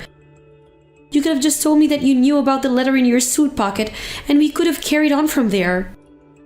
Well, you can't consider some letter that I get all the time from random women as proof. You're freaking out so much right now that I'm having a laugh. What do you want to do about this? Do you want me to tell you that I'm cheating just so that you can feel something again after sitting in that thing for so long? So you have been cheating on me then? I've had to live with a crippled woman. So don't act as though me having some other women around to play with is such a bad thing. You're such a jerk, Seth. I understand very well now that you're not the same Seth that I fell in love with. A mess up as bad as you had nowhere else to go but hell. Shut up already, Cammy. I've been trying so hard to have a life of my own. You've always gotten in the way of it. And because you fell down those stairs, I have to be the one to care for your butt. I didn't volunteer for this job, Cammy. I've said this a lot now, but you should be thankful that I haven't thrown you away yet. I'm not thankful for you at all now. Don't you say another freaking word. If you try and talk back to me again, I will seriously leave you. A piece of crap in a wheelchair like you needs to shut the hell up and listen to me. Calling me a piece of crap is pretty brave of you, Seth. But I can walk again. Huh? You can walk now? Yeah. I've been able to stand up now on my own for over a month. And as long as I have some things to support myself with, I'm able to walk. Stop trying to give me such BS lies. Just a few days ago, you were still in that wheelchair. That's because I didn't want you knowing that I could walk again. I wanted to take a little bit longer to find a lot of good evidence of you cheating on me. So I played the part of a cripple for just a few more days. What? If you had known that I was able to walk again, you might have stopped going out with those other women, and I would have missed my chance to get heart proof. And having you come back home all the time again would have annoyed me. I also didn't want you trying to change back the Seth you used to be before the accident. But for over a half of a year, you weren't able to walk. Are you actually able to start walking again that quickly? You're shocked right now, aren't you? Even the doctors were shocked to see me walking again so quickly. Have you really been able to walk again? That's why I'm telling you right now that I have. If you don't believe me, then come home right now and see for yourself. I see. All right. I'll be home as soon as I can after work. And we're going to be talking about getting a divorce tonight, okay? Wait, what the hell? You were finally able to walk again and you want to get a divorce still? Are you saying that since you don't need a wheelchair anymore, you don't have a use for me? Why should I have to continue being married to the man that cheated on me with multiple other women? You have it all wrong now, Cammy. You were just a bit upset right now and are overthinking things about what you saw. Did I ever say to you that I was actually cheating on you? Why do you think I've been so quiet about things for the longest time now? I told you that I was using that time to make sure I got all the evidence I needed. And that's a lot more than just this letter. Me wanting to leave you now isn't because I can walk again. I've been getting ready to divorce way before I was able to stand again. And another thing, these texts are being viewed by both your mom and dad right now. My parents? Why them? Why are you doing this? Because I knew I was going to be divorcing you for a long time now. I made sure to do all of this so that you couldn't run away from me. And not just that, but also my mom and dad are watching this conversation play out. So I think it's best you stop trying to make excuses for things and just come home. And remember that there's no use in trying to run now, so just come here after your work is finished and we can move on with things. I'm not going to run or hide from you, so don't try doing that with me.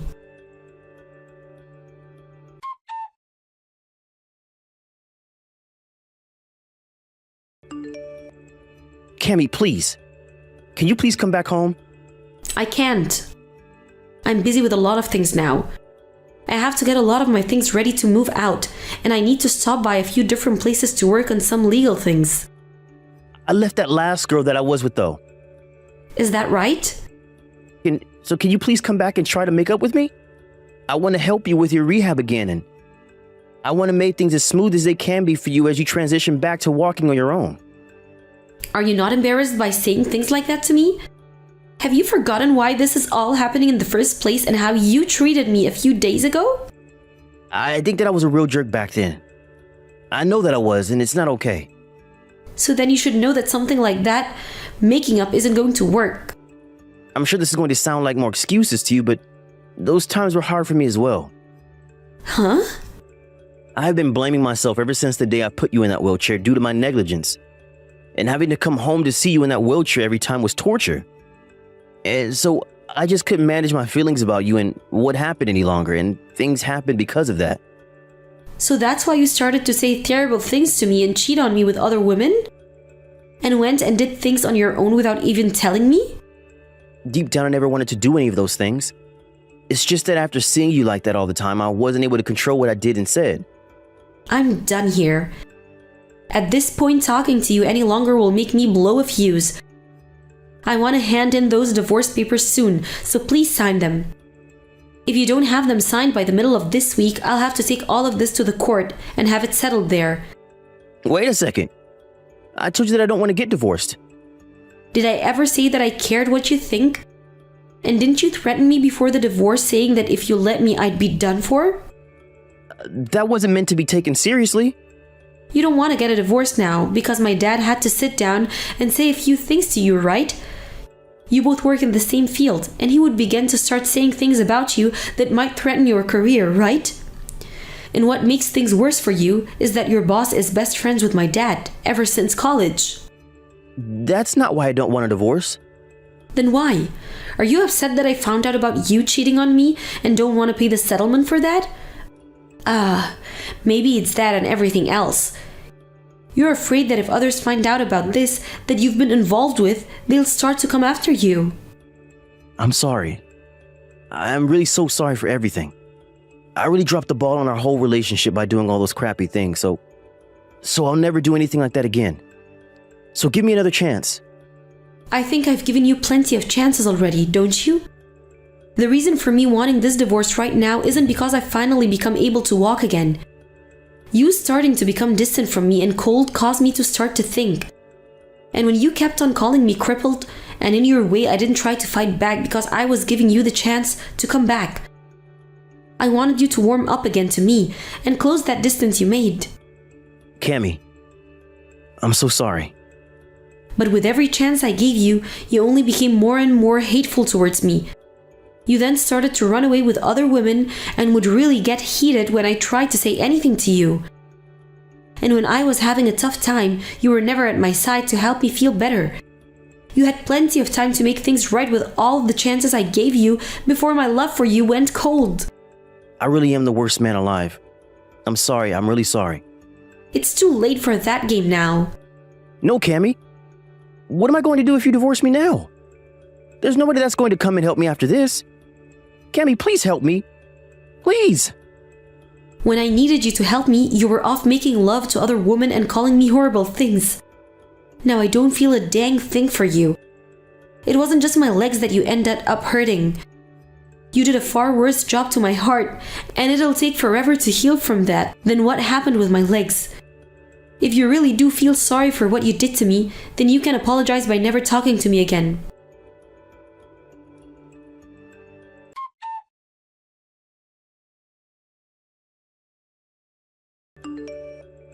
A few days after all of that, I received the divorce papers in the mail signed by my husband. I think after a few days of not talking to me and cooling off, he started to realize what he'd done by hurting me so much. But all of that hate from him and the amount of times he cheated on me was unforgivable. So me leaving him for good was the right option, I think. And another thing that's really caused me so much pain was that he threatened me by saying that if he divorced me, I'd never make it because I was in a wheelchair. I really thought that he was the kind of man that understood the pain I was in after the accident. But he never once actually thought about how I felt. I'm sure that things like this happen a lot with families, and having a family member end up in a bad accident where they can't walk anymore. But I think that most would come together after the shock and make sure that the afflicted is supported for however long it takes for them to heal. I feel though that had I not been paralyzed from the waist down, there would be some point in which Seth's true character would come out and cause a divorce. After the divorce, my dad did not hesitate to tell a lot of people about the kind person Seth is. And since then, he's been walking a thin line when going out to work. And I've heard that the last woman he had cheated on me happened to be one of his co-workers. And so when that was figured out, his salary was cut and he had to go on unpaid leave for a bit while HR dealt with things. For someone that cared so much about himself and nobody else, he's really let himself go through all of his actions. 3 months after the divorce had happened, things had become so harsh for him that he ended up quitting his job at the company. And anybody that knew him stopped hanging out with him because they all looked down on him for what he'd done. And so I don't really hear anything anymore about what's happening to him. But I think it's over for Seth, and he'll never be able to return to the life he had a year ago before the accident. And I've already gotten my half of the properties in the divorce from him, as well as my settlement, so there's nothing else I need to know or hear from that man. I don't even care about how he's going to survive now without a job or much money, and I shouldn't have to, right? I've been lucky enough to get back in touch with the company I worked for before the accident, and they've allowed me to start working again from home. And because all of my friends and people that my dad has introduced me to, I've been able to stay busy with work and my life, and haven't had to worry about having food to eat or a house to live in. but I'm still very reliant on having my cane to be able to walk. So I'm still going to rehab to make sure that my muscles grow stronger and my mind stronger as well. I'm not sure if I'll ever be able to freely walk without some kind of tool ever again, but I'm going to keep on training in hopes that one day I can. Even if the potential for that is really low, if I keep on putting in a lot of work, the chances will continue to grow for me.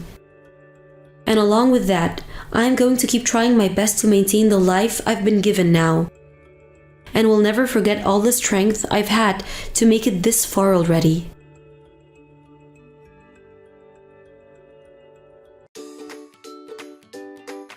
Thank you for watching. Don't forget to hit the like button and subscribe to the channel. Emily, your dad ended up working in construction for a while and still has connections to it, right? I remember hearing that from him while at your wedding and wanted to confirm that it was him. Yeah, you are right about that. Sandra, why do you ask about him all of a sudden? Do you need him to do something for you?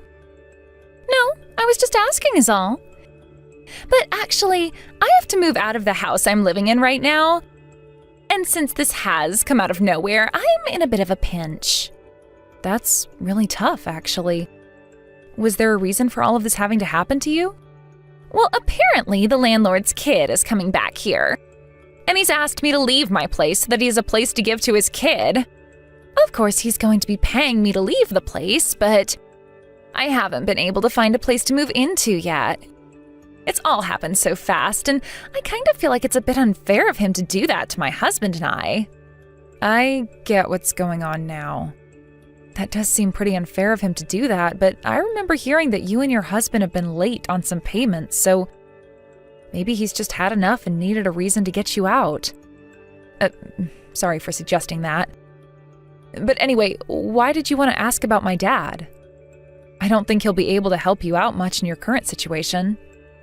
Well, since he's worked in house construction and knows it all very well, I was wondering if he knew of any new places that I could buy. I've been looking around where my husband works, but I haven't been able to find anything good. So if it's okay with your dad, I'd love for him to show me some places. But he just worked in building houses and most of the time was in the office anyway, so he never went to any of the job sites. And most of those houses that get built are by people paying them to build, so it's not like he's been building them to then be sold. You'd have to talk to a realtor about things like that. So I don't think he's going to know of any places for you to go. What? Are you sure? He doesn't have any friends working in the realtor business or anything like that that he could refer me to? That's a completely different line of work there. But I can at least give him a shout and see what he says. He might know some realtor groups that he's worked with in the past that you could go talk to. Well, if you don't think he knows anyone, then we'd better not bother him. But right now, I am really in a pinch. I don't even want to have to leave the place I'm at right now or this area. It can be pretty hard finding places to live in areas as expensive as that of where your husband works. And even if it was cheaper there, it's a competitive spot, so people would be buying a lot quicker than you most of the time. Maybe it's better to look for an apartment in the area again and then wait a bit for the market to settle down. I'd love to do that, but I'm not wanting to stay in an apartment again after this. Man, searching for housing is so tough. I'm sure it's been tough for you too, right? So you have to understand how I'm feeling right now. What was tough for me exactly? Looking for a house. Because you're in a wheelchair, right? You have to find a house that's accessible for you and a part of town that allows you to get around. That had to have been hard, right? You make a good point. There aren't a lot of apartment buildings with elevators either unless they were built in the last 20 years. And I want to get out of my place by myself sometimes. So when I was looking, I became pretty frustrated by how very little accessible housing there was. Right? Well, even though that was tough, I don't have to worry about it much anymore. Why not? You're not going to be living there for the rest of your life, right? Well, my husband and I have had a house built for us. And we made sure that it's really open and very accessible for me, as well as that it's in a place we want to live forever. So I'm living here with no problems whatsoever and hope to for however long I'm around. Huh? Hold on a second. What the heck? I never heard anything about you guys having a house built. Well, we have been pretty busy back then, and the whole move into it and everything. And the construction of it took a lot of time out of our day as well. Even now, I'm still doing some things in the house to decorate it, so I'm not quite at the point of telling everyone where I'm at yet. I'm sorry for not telling you sooner. I guess I should have since you're family. Huh? So your husband must really be bringing in the money for you guys. I'm pretty jealous that you get to be with someone like my little brother. Well, he's been doing a really good job taking care of me. Even to the point that I feel I'm not doing nearly enough for him. And you are right to feel that way. You are in a wheelchair and probably don't make a penny for you guys, nor can you please him the same way other women can. And I bet you don't even get any of the chores done there. Actually, I'm doing all the chores still. Do you really think there are chores that you can do while trapped in that wheelchair? I bet all you do is ride around with a broom and push things around, right? So calling that doing all the chores is a bit much. Are you trying to make fun of someone that's putting in a lot of work as a real housewife? I see. I'm sorry for making it sound that way. You don't have to bother with apologizing to me. I can see that that's the way you get a house built for you then. You have to be very thankful for him and all the money he had to sacrifice for that. You are right. Oh, well, if you happen to run across any houses that look good and near my husband's work, let me know, okay? I have to find something by the middle of next month or we'll be doomed. See ya!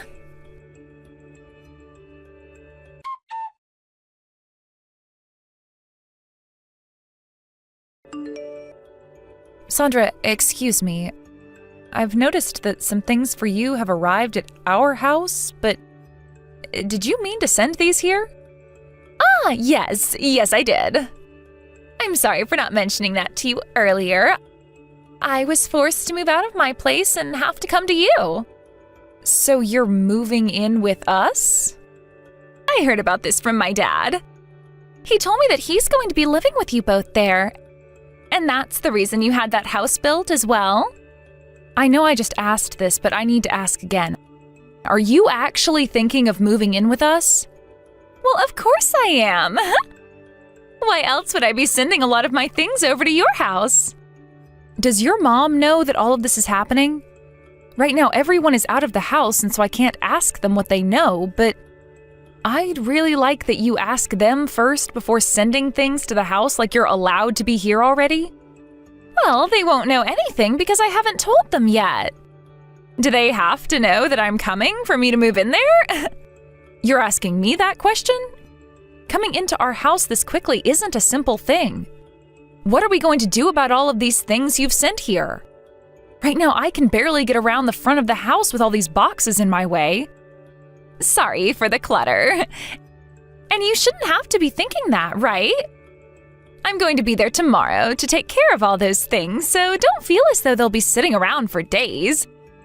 So can you do me a favor and move all the packages into an open room? Thank you. No, this is not the time to be saying thank you. I have to check with your mom and my husband about this first.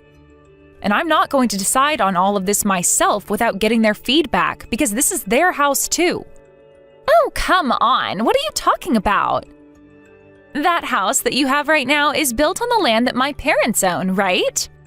We did have this house built on their land with the intent that we have them come live with us. But does that have anything to do with you forcing your way into this house? You know it has everything to do with it. That land is my parents' land. And so that means that place is the new family house. And if it's the new family house and I'm family, then I can move there whenever I please. Well, I guess one could say that. But what you're doing and what you're saying are two different things. First, let me go and talk with everyone else about this, and then we can make a solid decision. What do you mean? What I'm saying is different. Why do you have to check with everyone first before letting me move into my family's house? Do you really think they're going to say no to what I'm doing? Because this house is no longer just your parents' place anymore, but mine and my husband's as well. My husband and I were the ones that paid for this whole house to be built. And yet you're trying to move into here without letting anyone know? No matter what the situation is, you have to talk about what you're allowed to do before making a move. My gosh, this is the reason why? Let me tell you something. I think that me living there with my parents would be a lot more beneficial to them than having you there. What is that supposed to mean, Sandra? You know what I'm implying, right? Someone that's disabled and bound to a wheelchair is not able to get as much housework done as a normal person, right? Do you think I'm going to leave my parents in your hands? I told you this before, but I am still able to do all the chores in my state. I can even get a lot of cooking done, and so there's no need to worry here about living with me. If there was, then none of this would have happened in the first place. But even still, that's less than what a normal person can do, right? Or maybe this is something else. Are you having my parents take care of you because you're pretty much useless? That right there is pretty screwed up, considering that they are both getting old. That is not what's happening here. You can say whatever you want, right? I know in reality you are putting my parents through a lot of trouble there. You're the cause of all their problems now, and that's why you won't own up to it. You're afraid they might have to kick you out of there. Even if that's what you think is going on here, you are still not allowed to just barge into this house and say that you'll be living here without everyone in this house's answer first. Please just wait for me to talk to your mom and my husband about this first. You really are a pain in the butt, Emily. And that's why I'm having to get into that place now. Now that you understand, can you move my things to an open room? I'll be coming over tomorrow, and there is nothing you can do to stop me.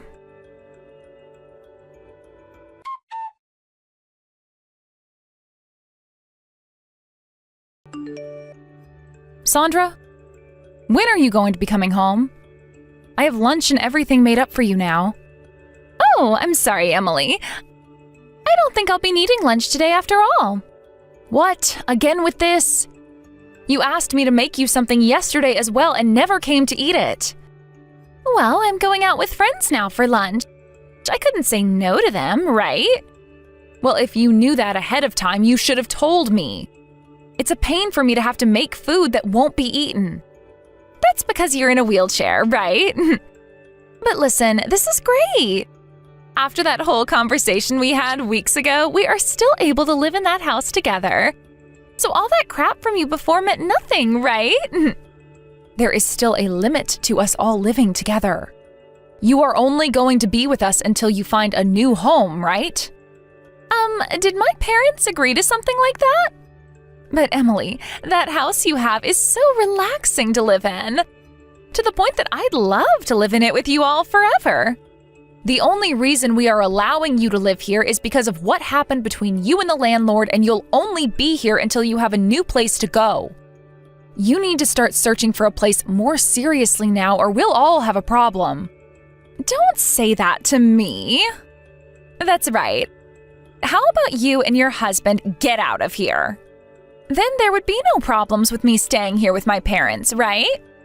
Why do you think something like that could ever happen? I told you this already, but this house was planned out and paid for by my husband and I. So we are not leaving. Why not? We are not just going to give the house we had built for us away.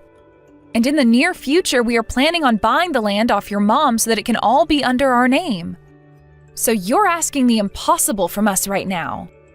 Right. I'm going to change the conversation a little now. What do you want now?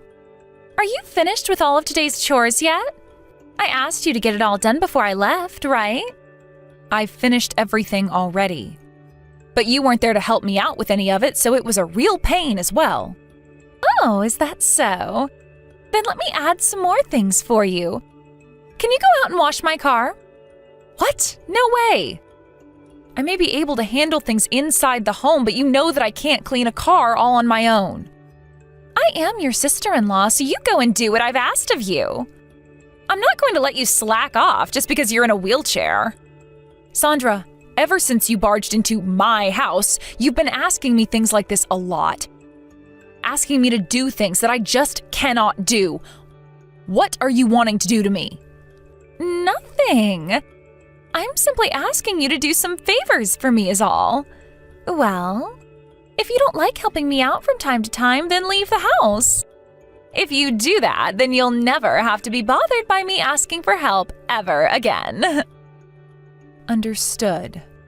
I'll wash your car. What? Can you actually do it? You told me a second ago that you can't do it, right? Well, if I don't do it, you're just going to keep complaining, right? So I'll do anything that I have to get you to shut up. Is that so? Well, good luck then. I've only been asking you to do small things for me, so there's no need for you to get up in arms about it. If you have a real problem with me, then you can leave whenever you want.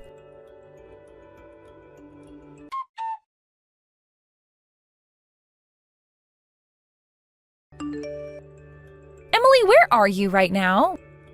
What's happened with all the chores you're supposed to do today? Don't tell me you plan to slack off today.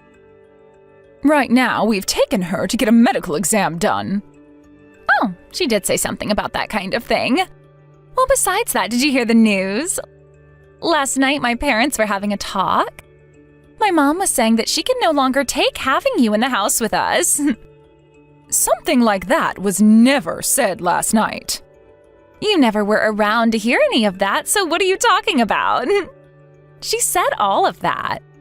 She even said that she's pissed that you keep acting like a parasite leeching off of everyone here. A parasite, huh? Oh, maybe something like that was said. Huh? What are you going on about right now?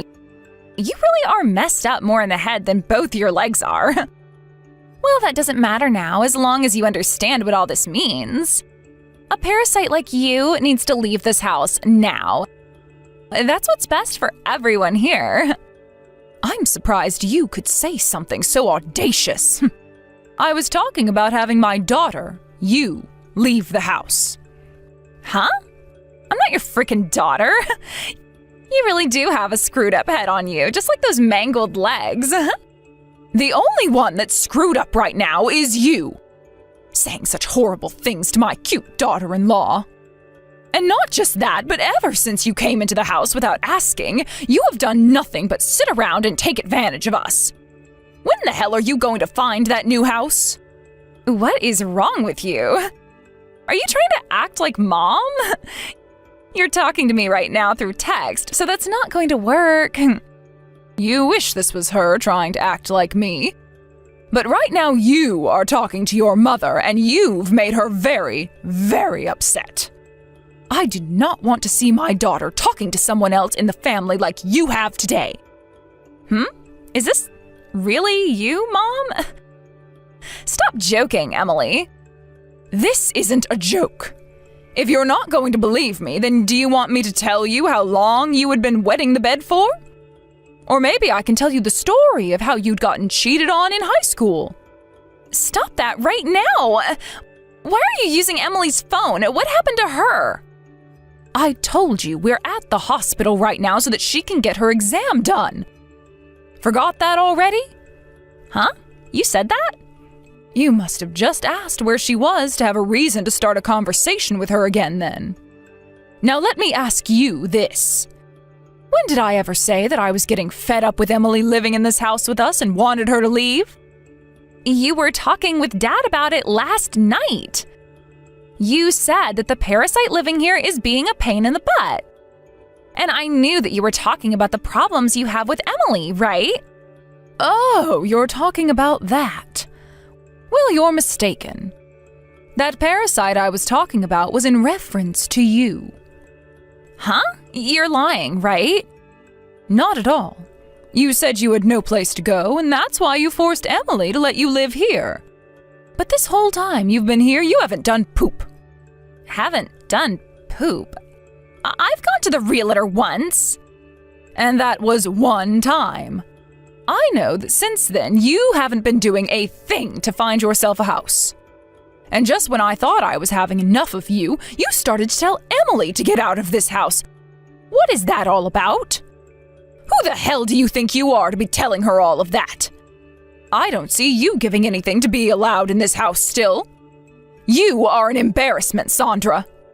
No, but wait, have you even thought enough about the reality of the situation right now? When you and Dad need to be taken care of in your old age, do you really think Emily can do it in her wheelchair? And if that becomes a problem, your father and I will go into a home. Why should the person who paid for the house to be built have to leave their house? You're the one that needs to be tossed out. But this land is the family's, right? And I'm planning to let Emily buy it from me.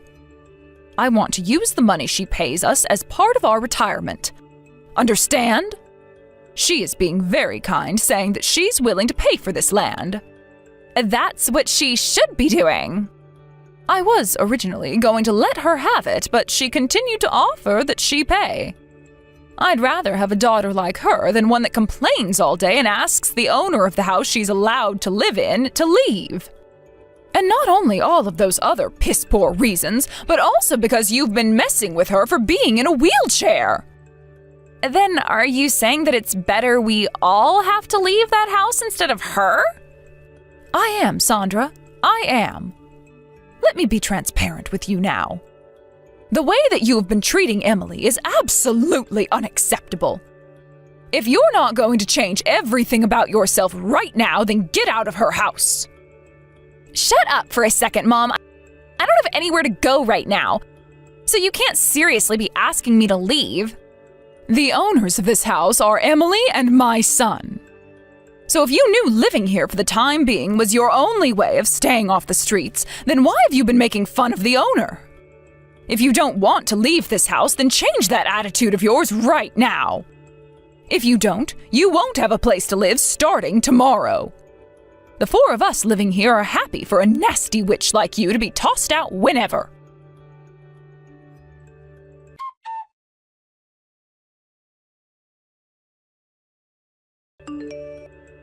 After that, I came back home from the hospital to a very furious sister-in-law standing at the door.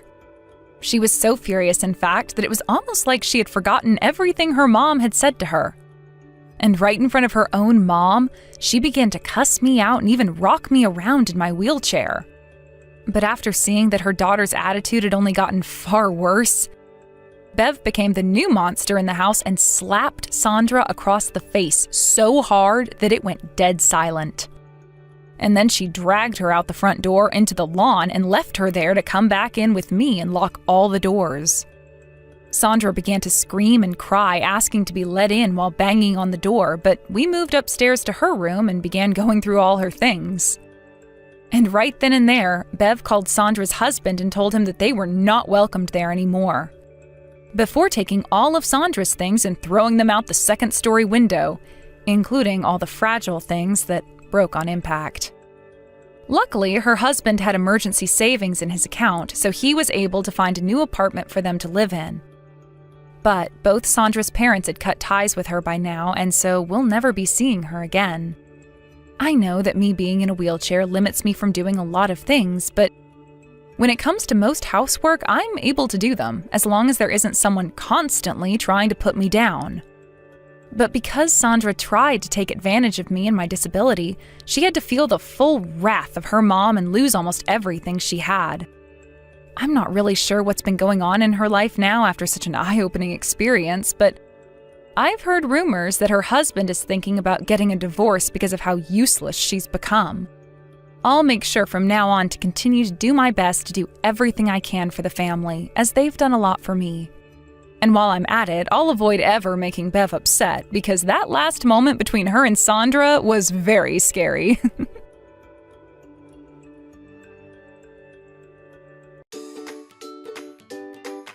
Thank you for watching. Don't forget to hit the like button and subscribe to the channel.